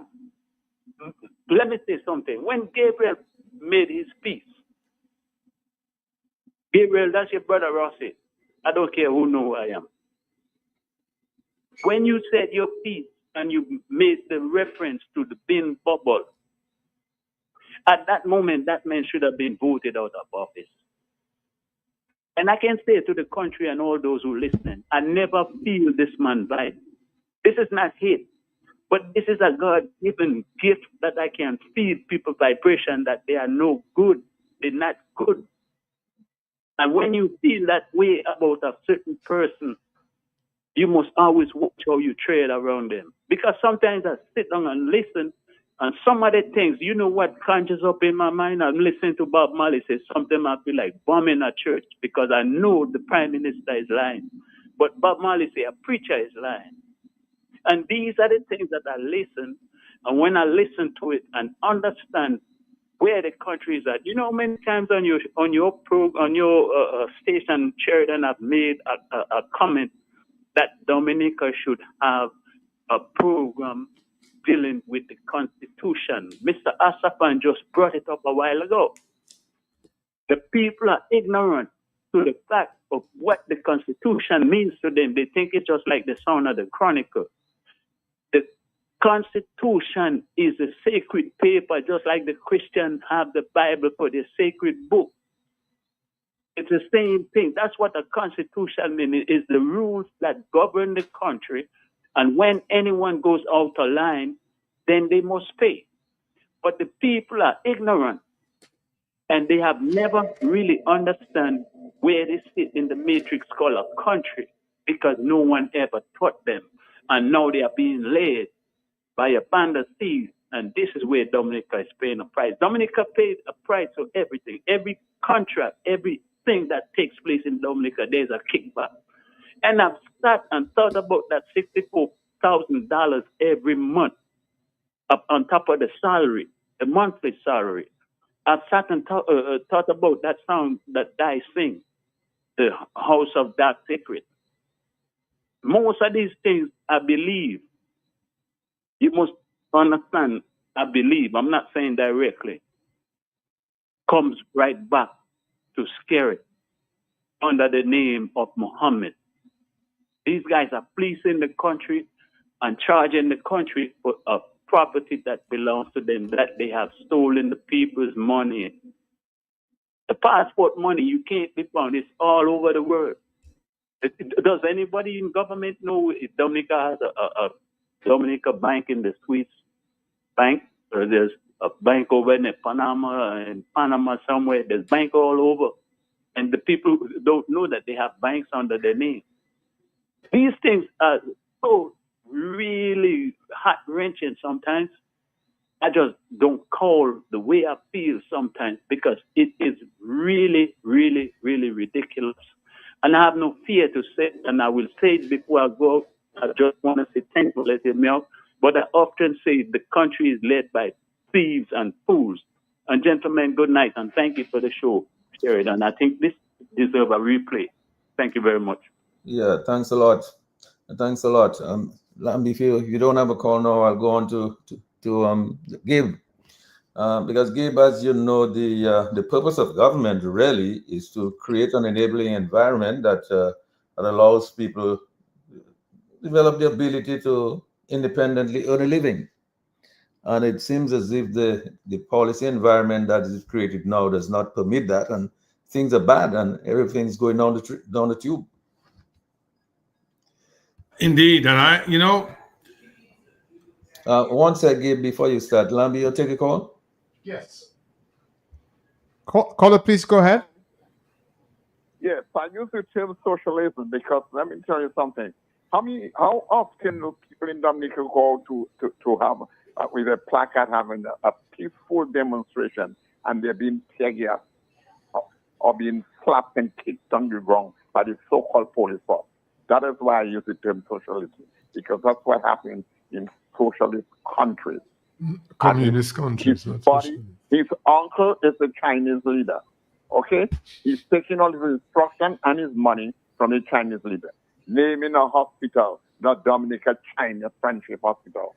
Ridiculous. Name the hospital after some famous Dominicans, okay? We have some famous Dominicans that they could have named that hospital after. Thank you. Yes, thanks a lot. Yeah, go ahead, Gabriel. I agree with the caller. I wholeheartedly agree.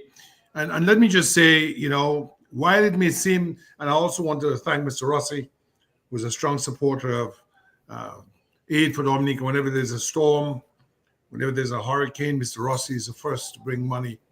He owns his own mechanic shop and is a very, very strong patriot. I want to read from the Dominica Gazette from the University of Florida archives, because that's where we have to go because we don't have the same facility, of May 21st, 1953. And it says as follows: Athletic sports at the Windsor Park. A letter dated 26 February 1953 from the headmaster of the Dominica Grammar School was read, applying for the use of the Windsor Park for holding the Grammar School annual Athletic Sports Day on Thursday, 9th April, and also to dig a pit for the long jump. It was resolved that the application be granted on the condition that the pit is filled up immediately after the sports day. It goes on to say, Newtown, Savannah, a letter dated 19 February. This is the Roseau Town Council in action now. Huh?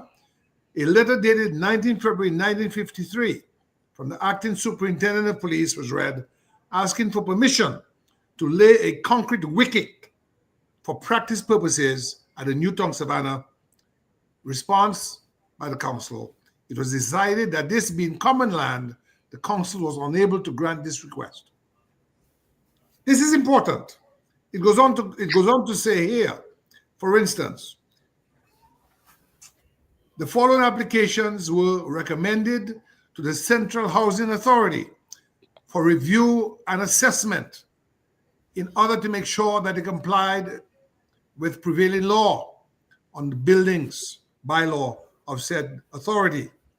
So people are applying for construction, and they're saying they have to make sure that they comply with the bylaws. A.C. Shillingford and Company to erect a service station in Victoria Street. Ayub Dib, never heard the name before. Maybe I'm kidding. Ayub Dib to extend a 2-story dwelling house on Great Marlborough Street. L.A. Roberts to extend a 2-story dwelling house on Hanover Street. And it goes on and on. It even says to Cecil Joseph, I don't think it's the same one, to erect a latrine in River Street. And it goes on to say that Miss E.A. Tavernier an application from Miss E.A. Tavernier was read, asking the council to allow her to take up the matter with the housing authority relative to her obtaining a permission to build a bathing house on Goodwill Beach. And it goes on to say, it was decided that in view of the policy of the Central Housing and Planning Authority, that on the Goodwill Sea Strip, no further applications for buildings be granted, so the council was unable to entertain this request. So what do we have here? We have a system in public of people making applications for changes to their homes, building of new construction, coming before the council. Mute your mic. I'm sorry. I'll just say to Simeon to mute his mic. Okay. People making application to the city council, and the city council is saying you have to go through the bylaws of the Housing and Planning Authority, and sometimes they grant it where it's in compliance, and other times when it's not in compliance, it's not granted. All of that, Simeon, all of that, Sheridan, all of that, Irving, all of that, Michael, all of that, Mr. Lambert, rather, being done in public and on the record. And it was either Simeon, Rossi, or Michael who talked about an accounting officer at the signing of $1 billion, the biggest project in the history of Dominica, no tender. I found a 1824 Dominica Chronicle from one Jacqueline Jupini, who met Irvin and I at the Green Parrot in 2017. And it said, and I can read it, I can recite it from memory, almost verbatim.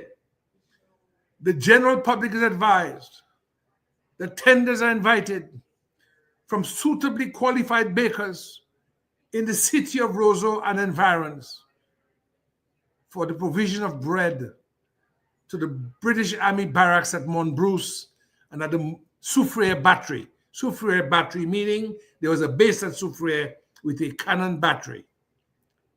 All tenders must be received by the Provost Marshal by the 3rd March, no later than 4 p.m. in the forenoon or something like that, or in the afternoon, something like that. And I'm saying to myself, if in the days of colonial rule, we had a system of tender for bread, according to Michael Douglas, Makwesa Kamem, for this provision of bread. And now we're talking about $1.5 billion in bread, Lazarus, that's been contracted for. And as Michael said, there's no showing that this person has had provided to the government the references of the airports he's built, the qualifications he possesses, to show even where he's not an engineer, but that he's syndicated, things like that. So he has a requisite subject matter experience. And that is, and corruption kills. It's only God that prevented that roof that collapsed from falling on the parents and the children of the grammar school. Are they going to have a commission inquiry? Are they going to ask an engineer? I know that Michael, I remember meeting Michael in New York City. He was maybe either doing his undergrad or his master's somewhere in New York. Are they going to call on subject matter experts like Michael and others to sit on a commission to see how much rebar they had in that concrete and what the curvature was and how it was inspected, if at all? ERC has asked for it. I support that. Are the people of Dominica going to keep on sitting down until people die because of, well, people have already died. I'll stop right there. Countries already died. I'll stop right there. Thanks a lot, Gabe. Thanks a lot, Gabe. Lambi, you want to take a call? Yes. Caller, please go ahead if you're still there. Oh, he's left. Okay, so please call back. I'm sorry to have kept you waiting so long on the phone. So please call back. We'll take your call, Lambi. You'll just make us a signal. I want to deliver one of the questions. Yes, but I wanted to go to Simeon first. Okay. But Lambi, let's take a call. Yeah, the call is back. Caller, please go ahead. Caller, are you? Yes, go ahead, please. Okay, so the caller is not paying attention. All right, so maybe the caller will call back and maybe he'll get through at this time. But Simeon, give us your further thoughts on all of this. I mean, you've listened to what Irving had to say again, and what Michael said, and what Gabe added. Your thoughts on the whole question of government and accountability and transparency and responsibility and so on. One sec. Well, the first thing I'd like. One sec, Simeon. Lambi, you take a call? Yes, caller, please go ahead. Good evening, Lambi. Mr. Good G. evening. Hi. Astafan, long time to see you, man. Good night, everybody. Good night, cause. Simeon, what's up? But Mr. G tonight, Yeah. Simeon said he wouldn't go into law and order. But I think that is one of our main problems in Dominica. As you know now, there's a problem with gun violence and shooting and these things. And it brings me back to justice. Because, Mr. G, if I, Bob Marley, Leroy Shillingford is my name, why rather people call me no Mama Reggae. If I go out and I go to Guadeloupe and I sell marijuana or I sell cocaine, and I come back to Dominica with the money and they catch me at the airport and I cannot explain how I get that money, Mr. G, I'm going to go to jail for a long time. Now, we have a government that's selling Dominica passports and collecting a huge amount of money. I hear man coming out from helicopter and landing on playground with suitcase, $1 million they're going to put in the bank on gas station. Man building $2-3 billion worth of house, not billion, but $1 million worth of mansion. We are about skyscraper in Dubai. We are about condominium in New York. And Mr. G, nothing has been done about it. Where is the justice? You're talking about bringing people together. If you haven't got justice, how are you going to bring people together? This guy's robbing Dominica in your face. And nothing is doing. You have a police commissioner supposed to be independent, as one of your previous speaker mentioned. The IPO, where's the FSU in the police department, financial something to investigate money laundering and crime? Where is these people? Where's the president? Mr. G, I believe Simeon when he said we don't have a government. We have a bunch of rogue guys masquerading as government and just running rum shot over Dominica. And people, all we can do is talk. So I still talking.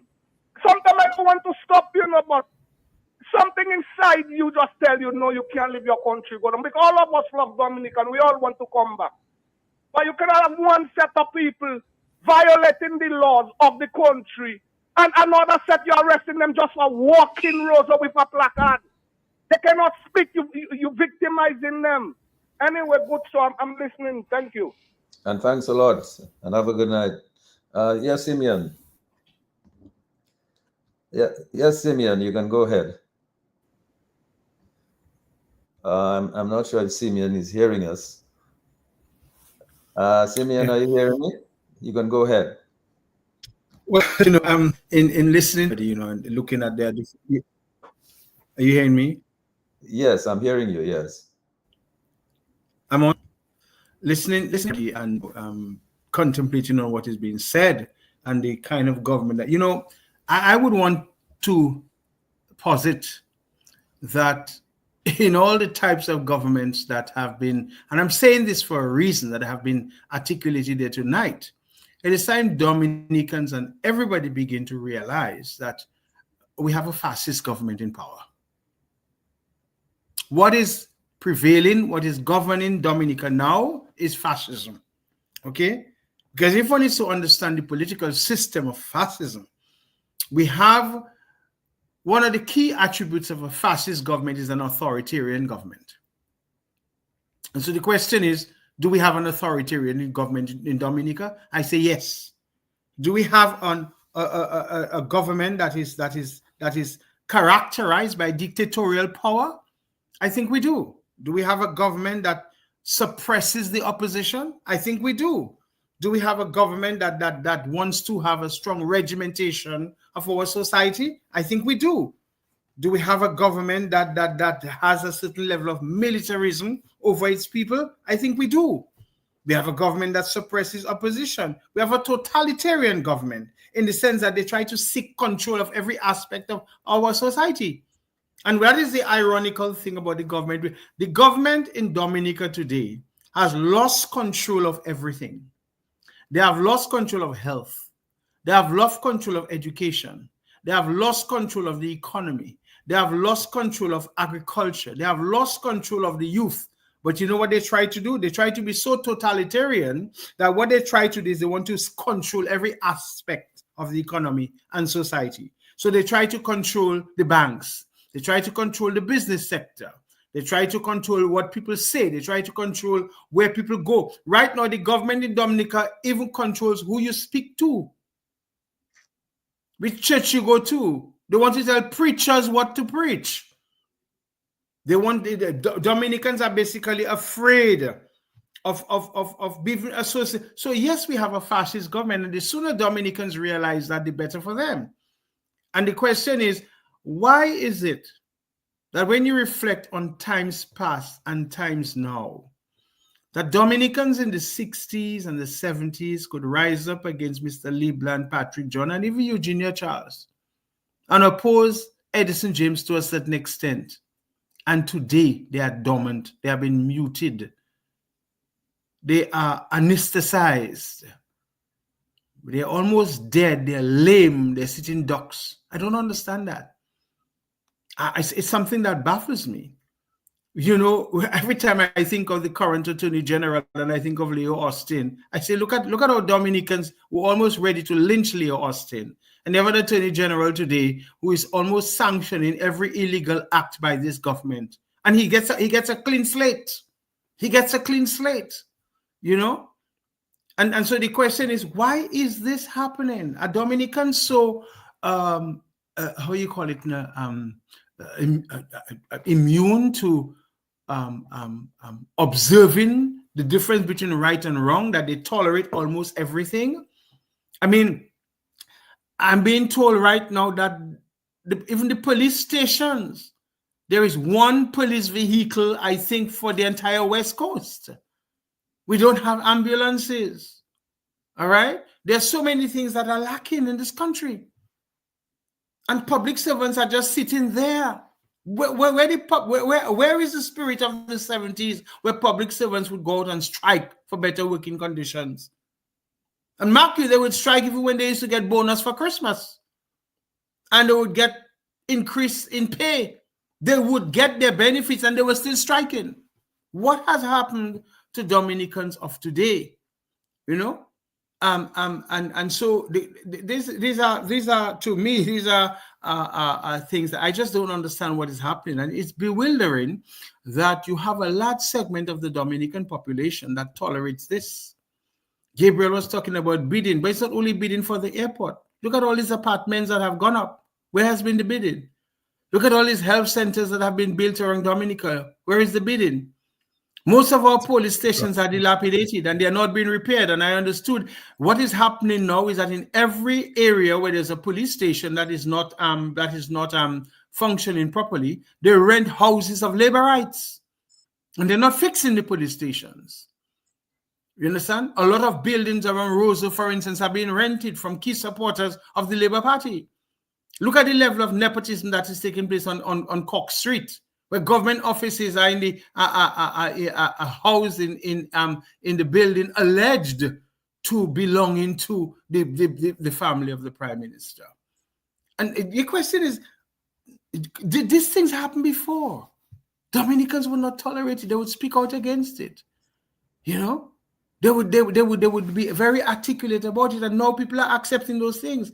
Public servants and the thing. I think the greatest, for want of a better word, criminals of bad governance we have today are the permanent secretaries in government, because they are the senior accounting officers of the government. They are the custodians of the state. They are the ones that are to be held accountable for good governance in every. The politicians may seek to do what they want, The politicians may seek to be political and may be nepotistic at what they do as politicians. But it is the responsibility of the permanent secretaries, who are the senior accounting officers in every ministry, to ensure that if a minister of government who is a politician wants to be political to have his way, it is their responsibility to hold that minister to responsibility and to accountability. And what these permanent secretaries are doing, from the cabinet secretary to the financial secretary to every permanent secretary down, they are emboldening, they are empowering, and they are facilitating, right, the maladministration of this country. And by virtue of the fact that permanent secretaries are creatures of the Constitution, the responsibility and the position of a permanent secretary is enshrined in the Constitution of Dominica. Their duties and responsibilities are listed there. And by virtue of the fact that the permanent secretaries who are legally appointed under the Constitution are allowing politicians to do what they want, that makes them criminal. Because they are facilitating the breaking of the law, they are facilitating the undermining of the Constitution, and they are facilitating the breakdown of governance of this country. And that's very sad. Now, the question I have to ask is, what is going to be the point of return? We are almost on the point of no return.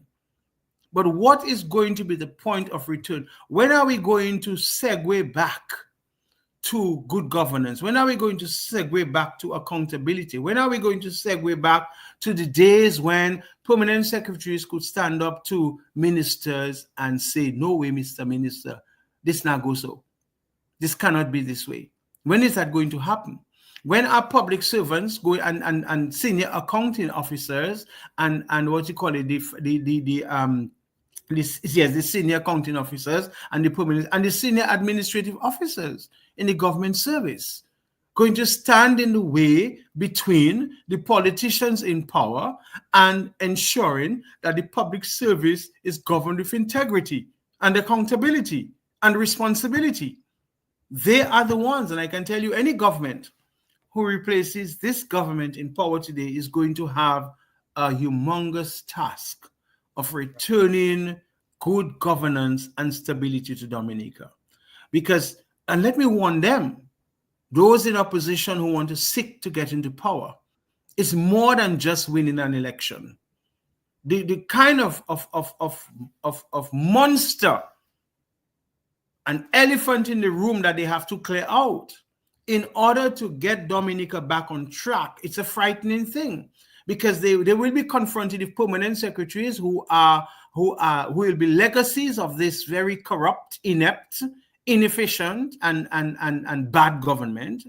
They'll be confronted with public servants who have been appointed, and most of the public servants now, they will tell you they are serving the prime minister. So they are not public servants. They are scarred servants. Okay? You know, the term is public servant because they understand that they are there to serve the public and the state. And so they're not state officials anymore. They are political officials throughout the public service. Almost every senior government officer, almost every junior government officer, almost every lead officer in every ministry of government is a political appointee, right? In the police force, in the fire service, in every ministry of government, even principals of schools are politically appointed. And so the question is, we have to be very sober, and we have to be prepared to know what we are confronting as soon as this government gets out of power. And I would dare say they need to be removed soon. They need to get out soon. Because if they are not removed soon, Dominica is at a stage where I'm afraid we'll reach a point of no return. And I'm saying so for the future generation. We have to think of the future generation of Dominica. We have to think of the young people who are going to come after us and have to take the progress and the prosperity of Dominica to a level whereby Dominica has a bright future. And the sooner that is done, the better. because we have a lot of young people today who are residing in the fact that how things are is so they ought to be. And so they are cultivating within themselves a mindset and a philosophy and an approach and an attitude that nepotism is the order of the day.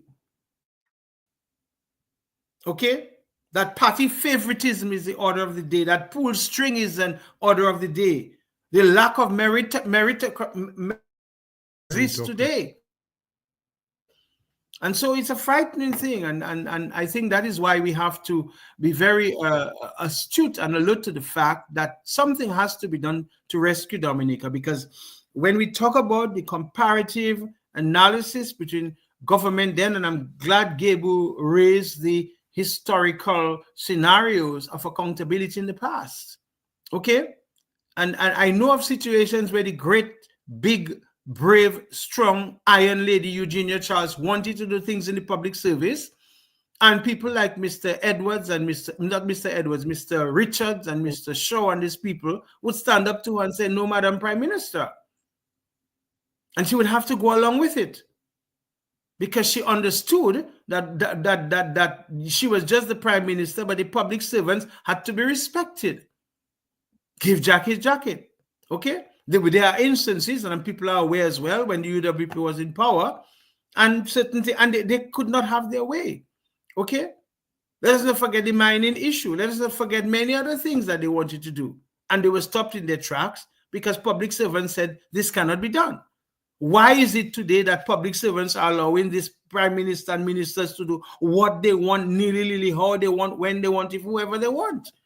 We have permanent secretaries and senior public servants attending political rallies, going on political platforms, facilitating and carrying out orders, political orders, and conveying political messages and actions on behalf of politicians. I mean, it's a frightening thing. And so I think our governance today has been dissolved into a mayhem of free-for-all, lack of accountability. And the question is, how and when are we going to stem the tide so that we have a government that is accountable, a government that is functioning with good purpose, a government that is into the rule of law, and a government that understands how government is structured to ensure. Yeah, thanks a lot for that. Your audio went off a little bit there, but I mean I think we got a gist of. I think our listeners got a gist of what you were trying to say.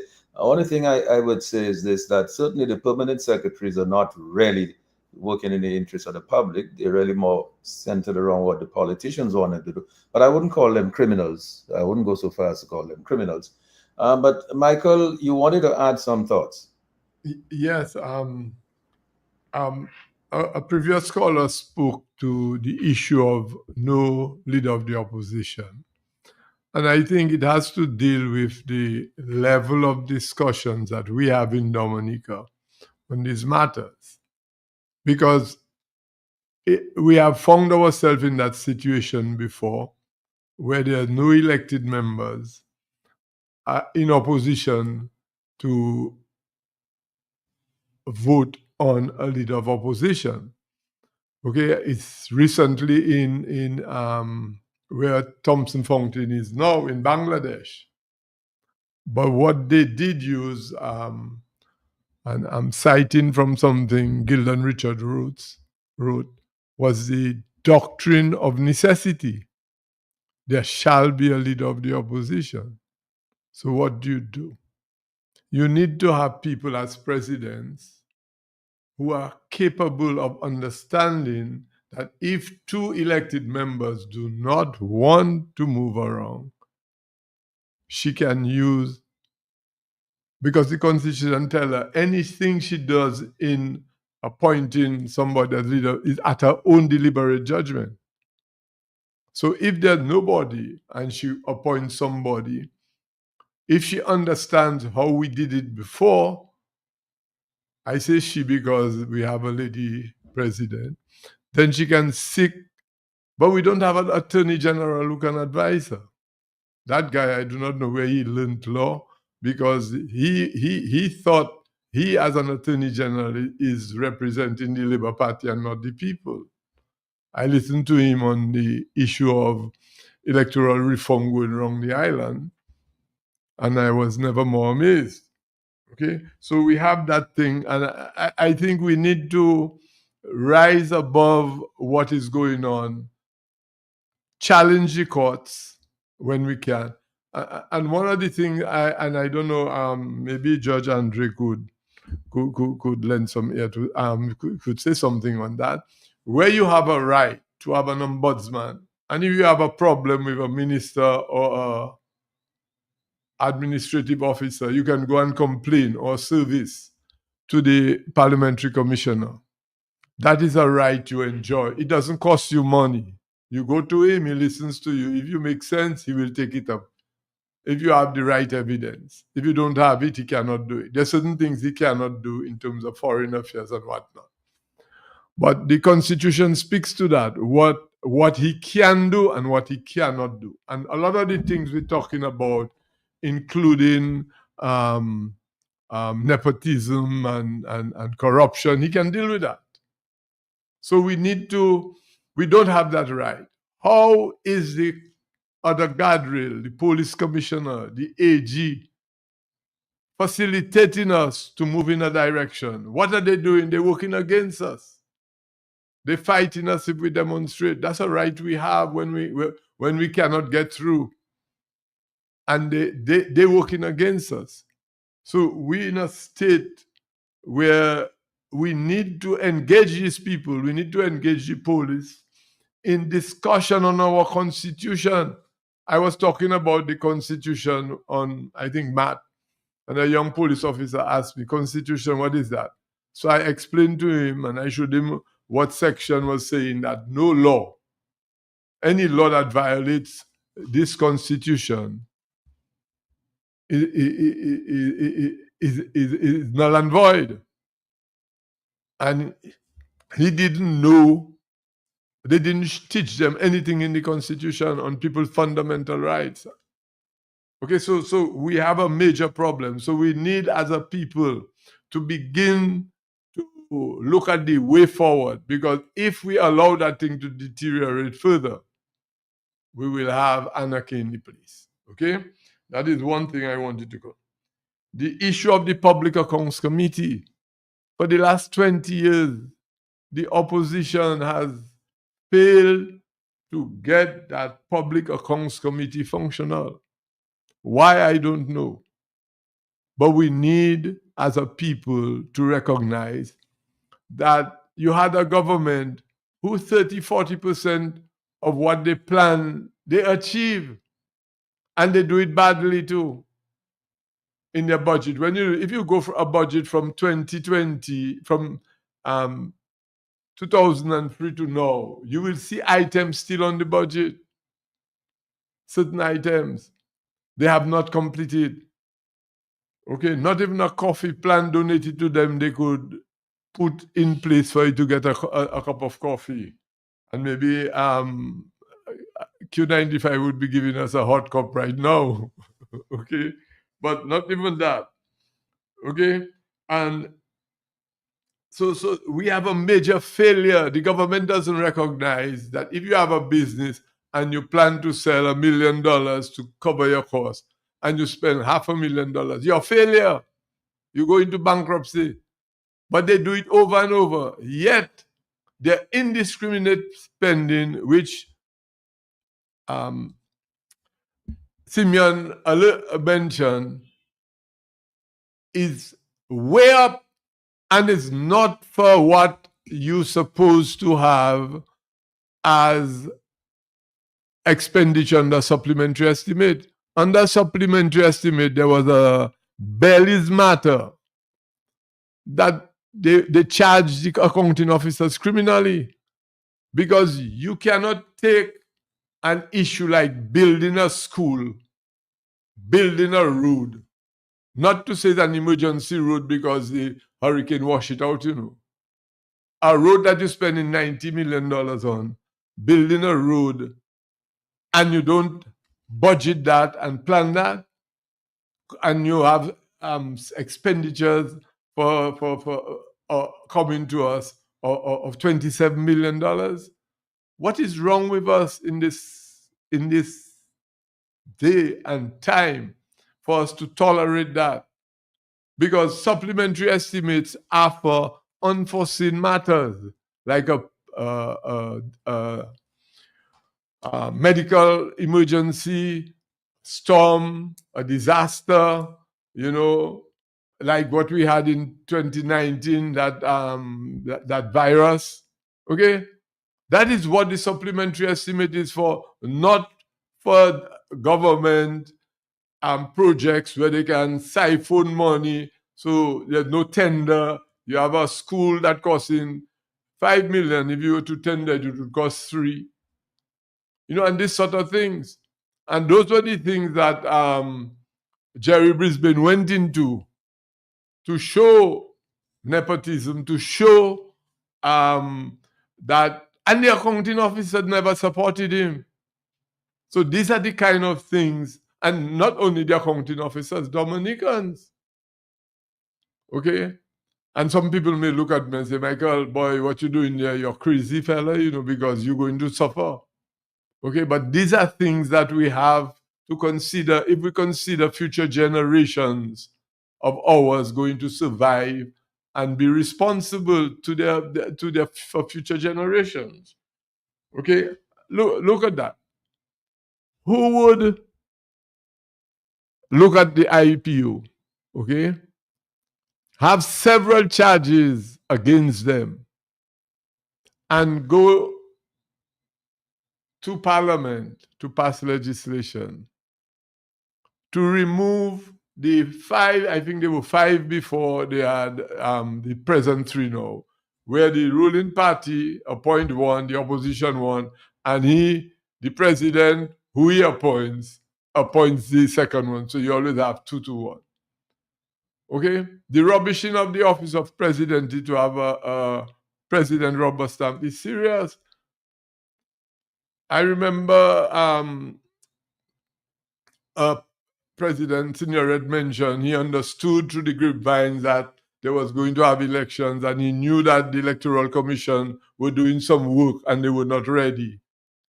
And he had to investigate whether or not that is the case with the Prime Minister, so that he could alert her that if such and such was the case, it wouldn't be tenable. Okay? Do you think Charles Savre would ask the Electoral Commission, have you dealt with all the petitions before you? Have you removed all those people who are not supposed to be on the list and added all those who qualify? He wouldn't do that because he is an instrument of the Labour Party. And we know that because I couldn't sit on a platform and somebody say the opposition doesn't exist. And I think it's time we get rid of an opposition. It's not necessary. I mean, this tells you the nature of the individual and where he's going. But we allowed it for 20, how many years? And that is a serious matter. But now we need to sit down and see how we can resolve this matter. Because as Simeon said, it's not no little elephant it's more than a big elephant in the room. It's tremendous problem. Tremendous problem. And there's a lot more that we could speak on, but I mentioned the doctrine of necessity, and possibly our learned judge here could could lend some thoughts on that. Yes, I would ask Irvin to maybe give us some thoughts on that. And then, but you know, we're running out of time. So after Irving, I'm going to go around the table and take your closing remarks. In terms of the opposition, we've actually spoke about that on a previous 1 or 2 previous programs. The Constitution is clear. There are a number of sections in the Constitution which speaks of the role of the leader of the opposition in the governance of the country. I have said it before, I'll say it again. The leader of the opposition should not be window dressing. It should not be a potted plant. It is an integral component of the government. And in my respectful view, the specter of a parliament where there has been no appointment of a leader of the opposition is an abomination. And sadly, it is even more so because it fulfills the express wish of the Prime Minister. We don't need a leader of the opposition. He is not part of the government. And in my view, it is sad that the president has effectively made a decision failing to appoint a leader of the opposition. In other words, by so doing, you've given the Prime Minister untrammeled right or untrammeled discretion to do as he pleases without a whisper or whimper of protest. And that is the unfortunate thing, because it is not what the writers of the Constitution envisioned. And not only that, but our regional leaders have to take responsibility for that monster they've created. There is not a whimper of protest from any of them. There is not a whimper of protest from any of them when citizens are peacefully engaged in peaceful protest. Not only is there not a whimper of protest from them, they enable the perpetuation of that state of affairs by tear gassing a village on the very eve of an election, a village which is known not to be supportive of the political directorate. What message do you think that they're sending? While they talk nonsense to the outside world about democracy, about neo-colonialism, about anti-colonialism, about fighting for freedom, they are enabling it right in their backyard.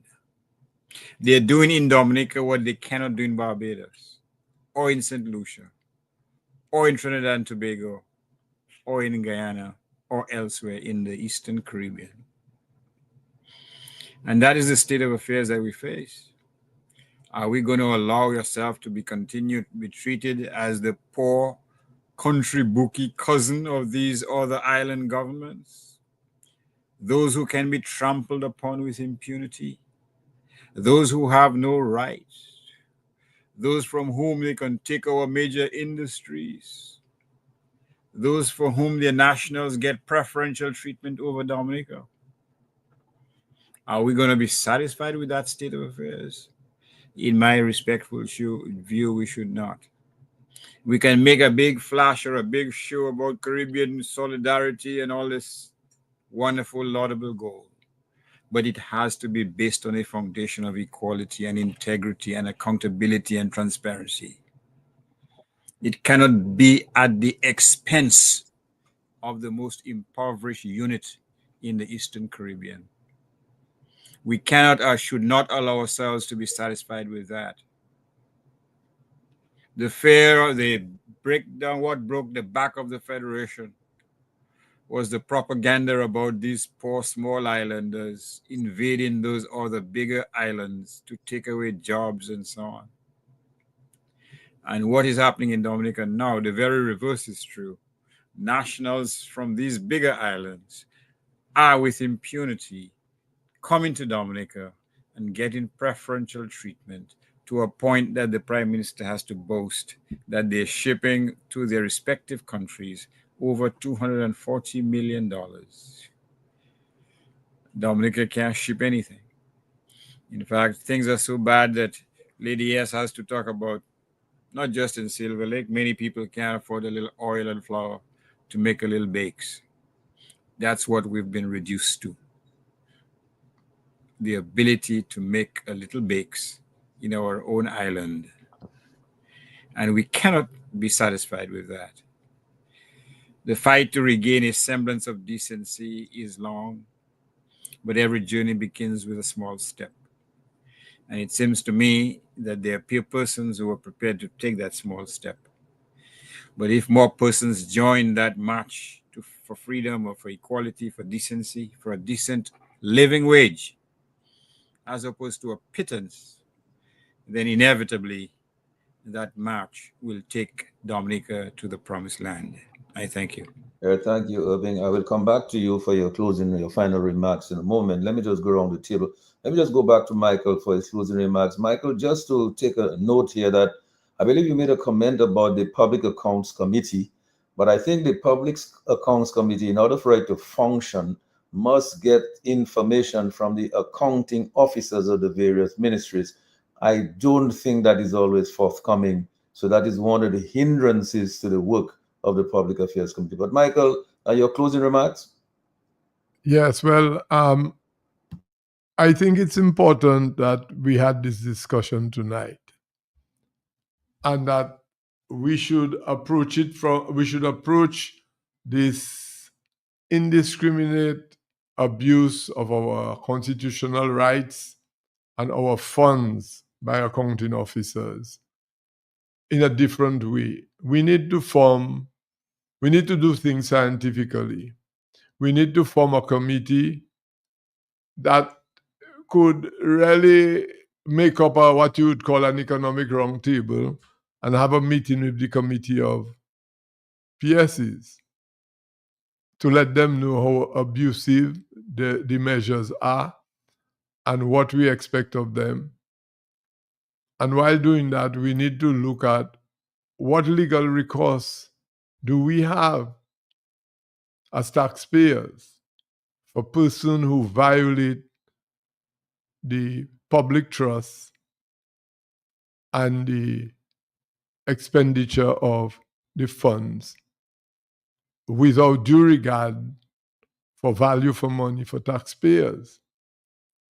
So we have to really begin to do those things, talk to the Police Welfare Association and members of the police who will talk to us on our constitution. What do they understand? How can we work together? The fact that when we used to go and look for permission for a demonstration in the 80s, we would sit with the police administration, not for permission, but for a time that was convenient to us, so that they could make available security for us, the demonstrators, and for the opposition members coming to just undermine us and create havoc, to remove them, arrest them.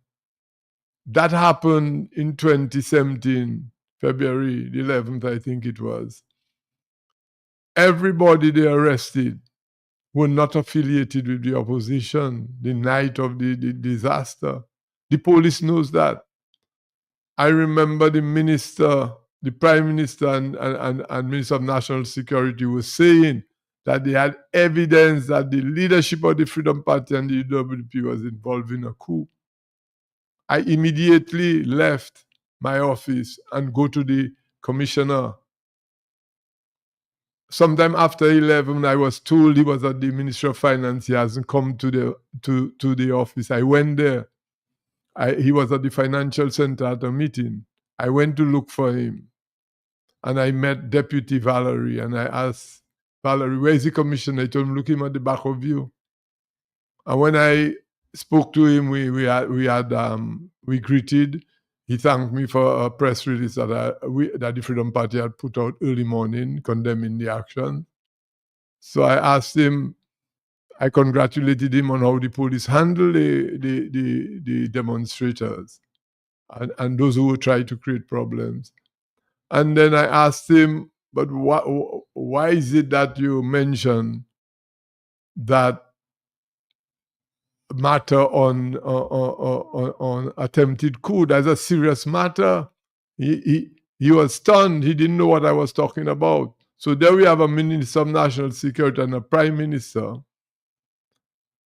appears, from what I see, appears to have created or encouraged people to go and create havoc in Roseau and want to blame us for an attempted coup.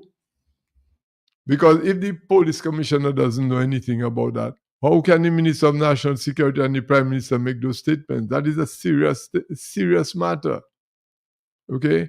So we have to begin to engage those people and let them know that we are concerned. We want you to give us security, but also you have to respect our rights. So these are the kind of things that we're looking for. And I would like to appeal to our accounting officers that they should recognize that they're there to serve the people and to ensure that taxpayers value for money. And the DIC, something me and you, Sheridan, were president, had a meeting and they came up with we having to pay a fee for garbage when we're already paying for the garbage. Okay, nowhere did the government say that the money was not used and that they use it for something else. The government has no respect for us. If you budget money for garbage, you go to law to get money for garbage.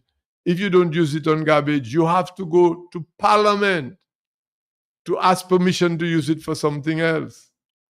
Simeon knows that and can testify to that. Okay, but these things have never been done.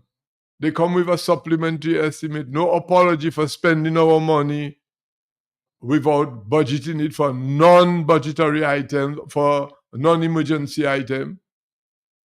Yet they come there and they want to argue with the opposition and not, get this matter dealt with as statesmen. So we have a major problem that we have to address. But I think as people in Dominica, we have to know how to reconcile these things and to get them to understand that what they're doing is wrong, in some instances criminal, and that they should discontinue. I do not know. We need to get our statesmen involved in that, because if we don't do that, we'll have anarchy. Thank you, Michael. And I believe that the Bar Association has a major role to play in all of these matters. Simeon, your closing remarks? Well, in closing, I would emphasize and I would underscore the fact that any officer who is whose position is outlined in the Constitution, and any constitutional officer of the government of Dominica who enables, facilitates, oversees, encourages, and promotes any government minister or politician to circumvent the Constitution or the rule of law is a criminal. We cannot be docile or bashful about it. We need to stop looking at the politicians alone or Mr. Skerritt alone and start exposing those government officials who facilitate this nonsense that is happening. We need to make them feel less comfortable. They need to be exposed.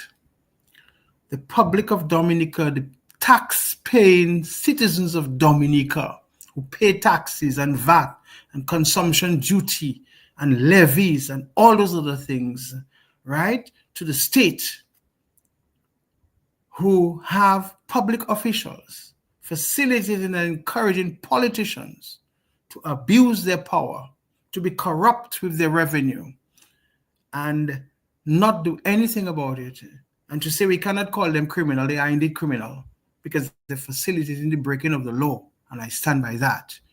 And it is time the public of Dominica know who they are so that they can feel less comfortable, so they can be on their guard, and they can be on the defensive about encouraging politicians to do the nonsense that they are doing to Dominica.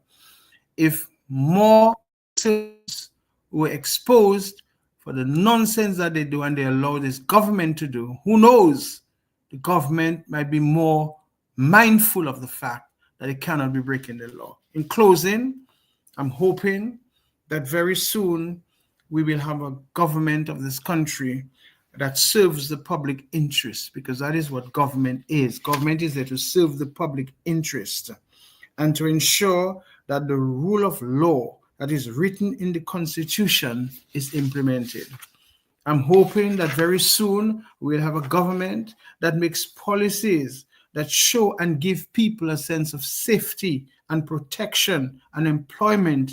And that is one of the important purposes of government. I'm hoping that very soon we'll have a government that ensures the equal distribution of resources, because that is one of the main purposes of government, where they will implement thoroughly all programs and policies that would monitor and evaluate the sections of society in need, so that the essential needs and requirements of the people can be provided to them. I'm hoping that very soon we'll have a government that provides security to people, so that the average citizen can feel confident, can feel safe, can know that there are policies in place where they can be at peace and feel secure for the fulfillment of every citizen to live in a healthy state. I'm hoping that very soon we'll have a government that promotes the rule of law and ensures that our communities and individuals are treated the same, and that there's exercise of the continuous flow of liberty to people. I'm hoping that very soon we'll have a government that delivers essential services to our people, so that our health sector can be restored, our education sector can be restored, our agricultural sector can be restored, our communication sector can be restored, and every aspect of good governance can be restored. I'm hoping that very soon we'll have a government that provides employment for the people, to all the young men of Dominica who are sitting all around every community. In some communities, we have young men in 10 blocks, 20 blocks, 15 blocks, just sitting on the side of the road doing nothing. I'm hoping that we have a government that is wise and creative and innovative, that provides employment to people. I'm also hoping that we have a government that will build proper infrastructure for Dominicans, proper hospitals, proper schools, proper housing for people, and proper roads and bridges for our country. And I'm hoping that in the eve of Friday, that we have a government that will provide a national budget that shows that it is in charge of the public finances, and that they will understand their major role and purpose of a government to have a plan to deliver and execute a national budget for Dominica. And that's what I'm hoping for. So hopefully we can look forward very soon when Dominicans would wake up.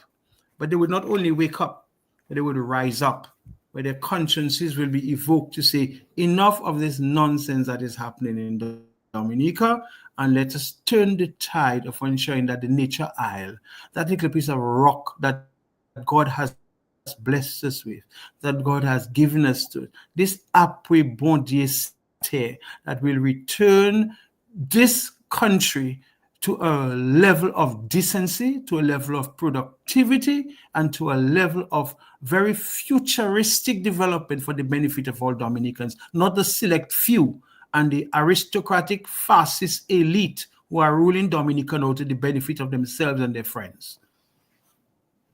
Thanks a lot, Simeon. I mean, certainly, Gabe, we must agree that the purpose of government is to serve the public interest, the interest of all of the people. So your final remarks, Gabe? You're muted. You need to unmute. I was about 6 or 7 years old. As a little boy at the Roseau Mixed Infant School. And we had a book. I think it was called The West Indies Reader. And in that book was a cartoon figure of a lazy-looking guy laying on his back on the side of the road, and beneath that was the caption, "The Passive Citizen." The passive citizen. And on the other side, on the same page, was a muscular, active guy, and beneath that was the caption, "The Active Citizen." So here we were, okay? I am talking about more than 50 years ago. In the colonial period, we're being schooled in what it takes to build a nation. An active citizen is someone who takes an active interest in the welfare of their community and someone who participates in community and civic activities. While the passive citizen, of course, is lazy, garrulous, duplicitous, conniving, useless, and is not engaged in community activities and does not take an active part in the community where he lives. Now you understand why they don't want to fix the library? Now you understand why the government doesn't have any discussion on the monkey station about civics? Now you understand why they'll give the young people dope to smoke and galbanzo aplenty? Tell you something, folks. Shame on all of us, Dominicans. We can't go to exam and not read our books, you know. You can't show up in court at noon when the matter is supposed to be starting, Judge Andre, at 8:45. You can't fail to file your brief on time. We can't expect to build a nation by jump up, you know. $13.5 million. $2 million of that, so some cartel gangster, a mobster, who was found guilty of murder because of the incontrovertible evidence that the Privy Council just, because the judge allowed a juror to sit after that juror was found to be involved in trying to bribe another juror, which he should not have done, should have been dismissed. That's what would happen here. The case was dismissed on a technicality. That's the kind of example they bring to Dominican young people. And Dominicans sit here. You know, there's someone in my home who always said to me, you do not complain about the politicians alone. The Dominicans are complicit. We, Dominicans, are complicit in our destruction. You stay at your home. You see the state of the economy. You hear of the people being arrested with diplomatic passports. FIU. Is there something called FIU, Michael Astafan? Is there something called FIU, Simeon Joseph? What is FIU, Judge Andre? Financial Intelligence Unit or Financial Inequity Unit? Have they launched an investigation? Who gave those passports? How did they manage to get those passports? Who paid for them? How much did they pay? That's what you do. But we sit there in Dominica and we allow just a few people like Mr. G and Brother Lambie and Michael Asafan and Simeon Joseph. I wouldn't talk about the judge because, of course, you know, I can't talk about him. He's done more than his fair share. We are all active citizens. We take time away from our business meetings and our wives and our girlfriends where we have them and the sweethearts, may they two never meet. But the fact is, we are here when others are not. We are here when there will be people who will, but 3 days and 3 nights, stand and listen to junk, garbage from gangsters, while local Calypsonians, local artists, local entrepreneurs are shut out, and the garbage will not be collected. We have to be seized of gravitas. What do we need? First of all, I want to endorse everything my brothers have said. There's something in particular that Michael said that I believe is worthy of consideration now. Anything that's worthy is a creature either of statute or organization. Everything that I've been involved with, be it the Cadet Corps, the Academy of Arts and Sciences, Reveal Dominica, it's organization. You show up, you pay your dues. Sometimes the few and the weary, but you know, we have to carry the burden. You know, they say that many are called, but few are chosen, so we have to do the job. And so, Michael, I endorse the idea of an economic roundtable. I don't want to tell my wife I'm volunteering for anything again, but you have my support. You have my support because it has to be done, you know. Because, you know, we cannot, Irving tells the person who brings in evidence based on what Jack told Jane that Jenny said, that's hearsay, and hearsay is unacceptable in the court of law.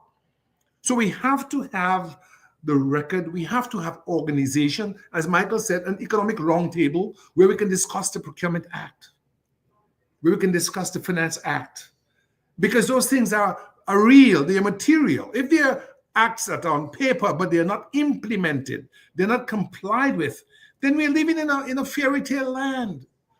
We're living lives where we are not active citizens.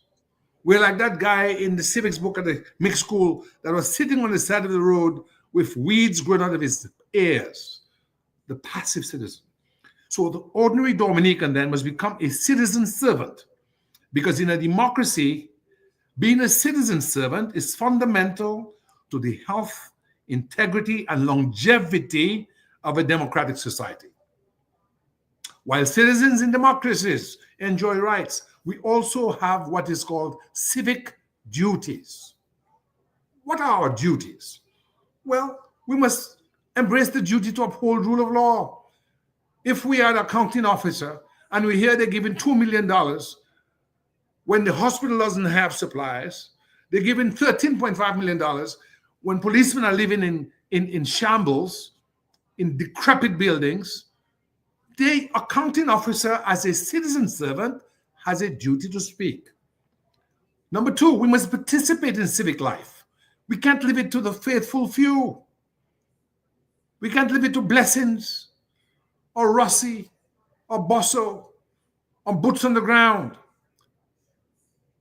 Dominica belongs to all of us, and so all of us must not only vote in elections, but we must participate in civic life.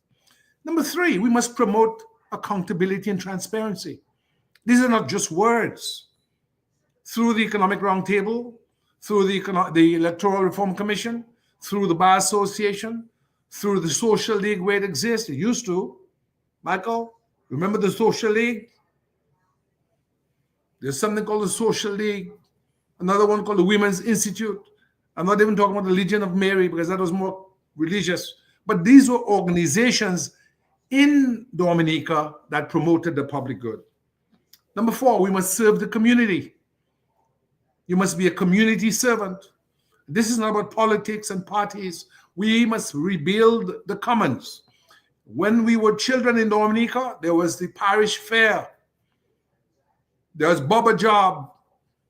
There was Jumble Sale. There was Bel Marché. There was Bake Sale. There were raffles.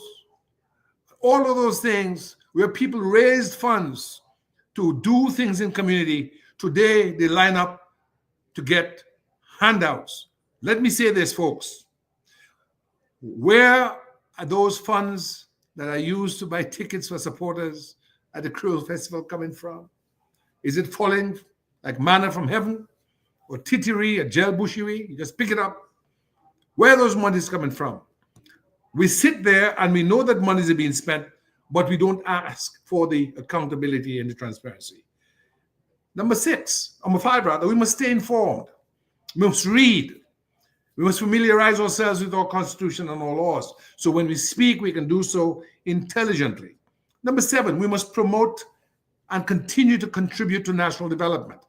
I want at this moment to give my condolences not only to our mother, who everybody here consoled us when she left. She was a public servant.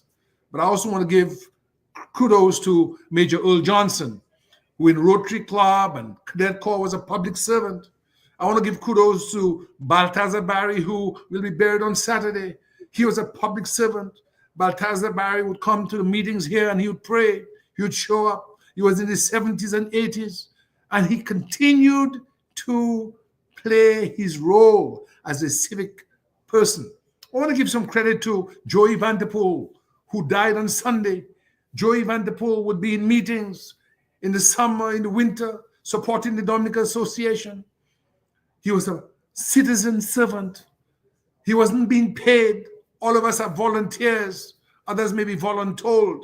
We must be civic-minded. And I want to give also tribute to Colonel Butler, who is known by some of us here.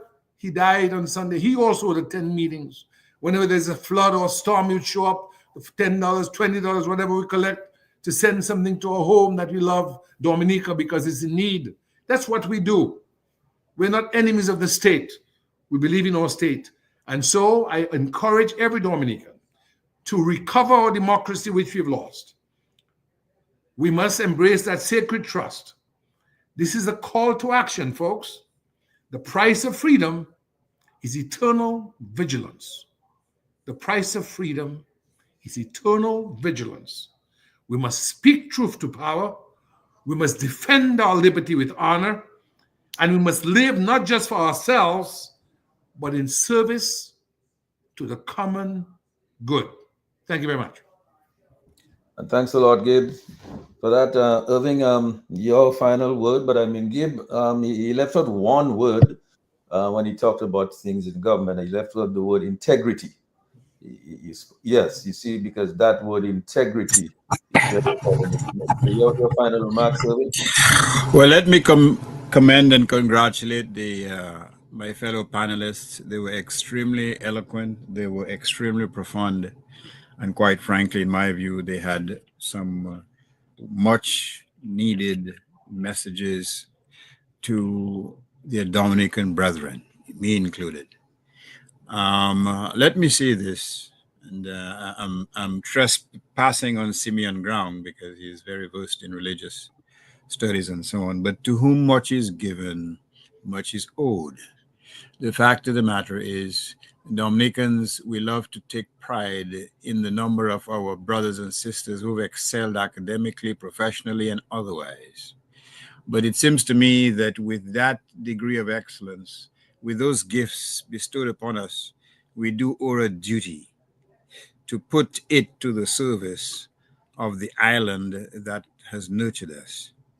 And it seems to me that what is lacking now is more of those of us who have excelled, as I said, in other countries, in academics, in sciences and arts, to step forward and play a meaningful role in the development of their island, in bringing the rest of our population to a semblance of normalcy, a semblance of decency, a desire to make something not only of themselves, but of their island.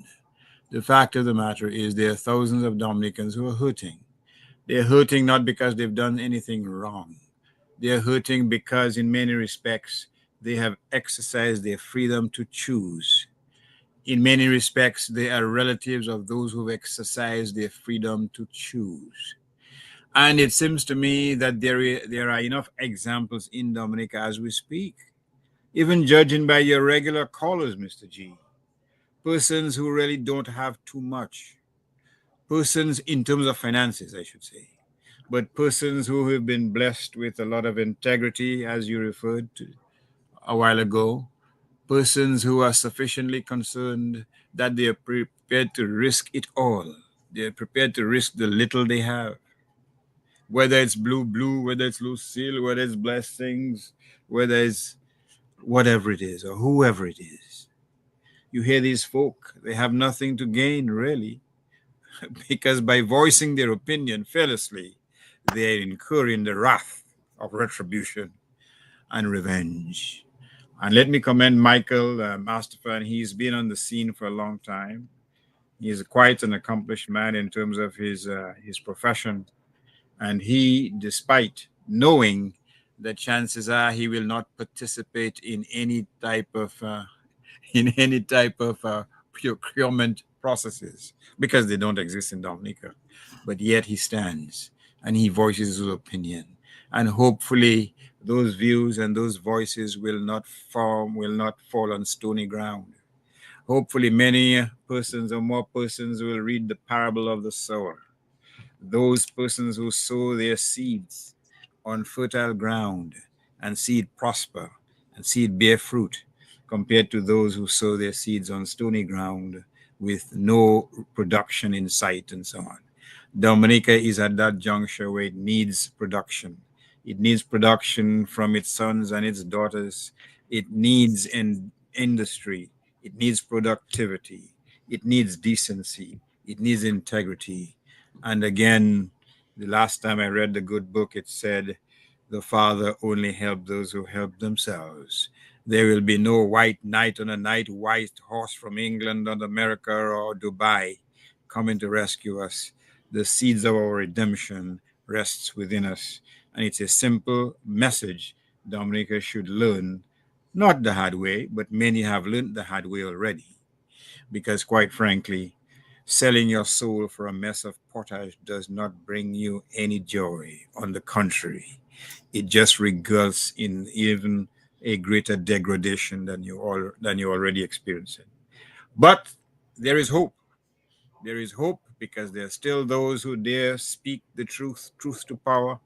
There's still those who will prepare to voice what should be voiced, knowing fully well that there's retribution, but knowing fully well that if that view is heard by enough persons, Dominica will redeem itself.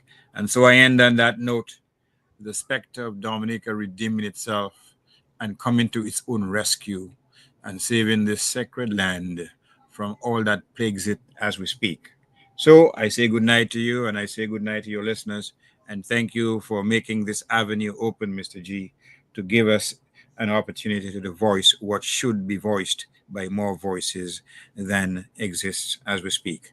So thank you very much, including Well, the panelists and the listeners. well, thank you, Irvin. Thank you, Gabe. Thank you, Simeon. Thank you, Michael. Thank you, Lambi. Thank you, Sherwin. Thank you to all the folks on the internet who are listening on or watching on YouTube and Facebook or on the radio or on the internet. Thank you so much for staying with us through this journey tonight. And it's just left for me to say a very pleasant good night to everybody. Good night, Irvin. Good night, Gabe. Good night, Simeon. Good night, Michael. Good night, Lambi. Good night, everybody. Take care. Good night. Good night. Good Good night. night. Yeah, economic roundtable, very good idea. Good night. Thank you. Let me put this off by. On Q, the big station. Insights into where the people of Dominica and the Caribbean came from, understanding our past, embracing our present, charting the way forward into our future. Together, eliminating poverty, embracing justice, peace, and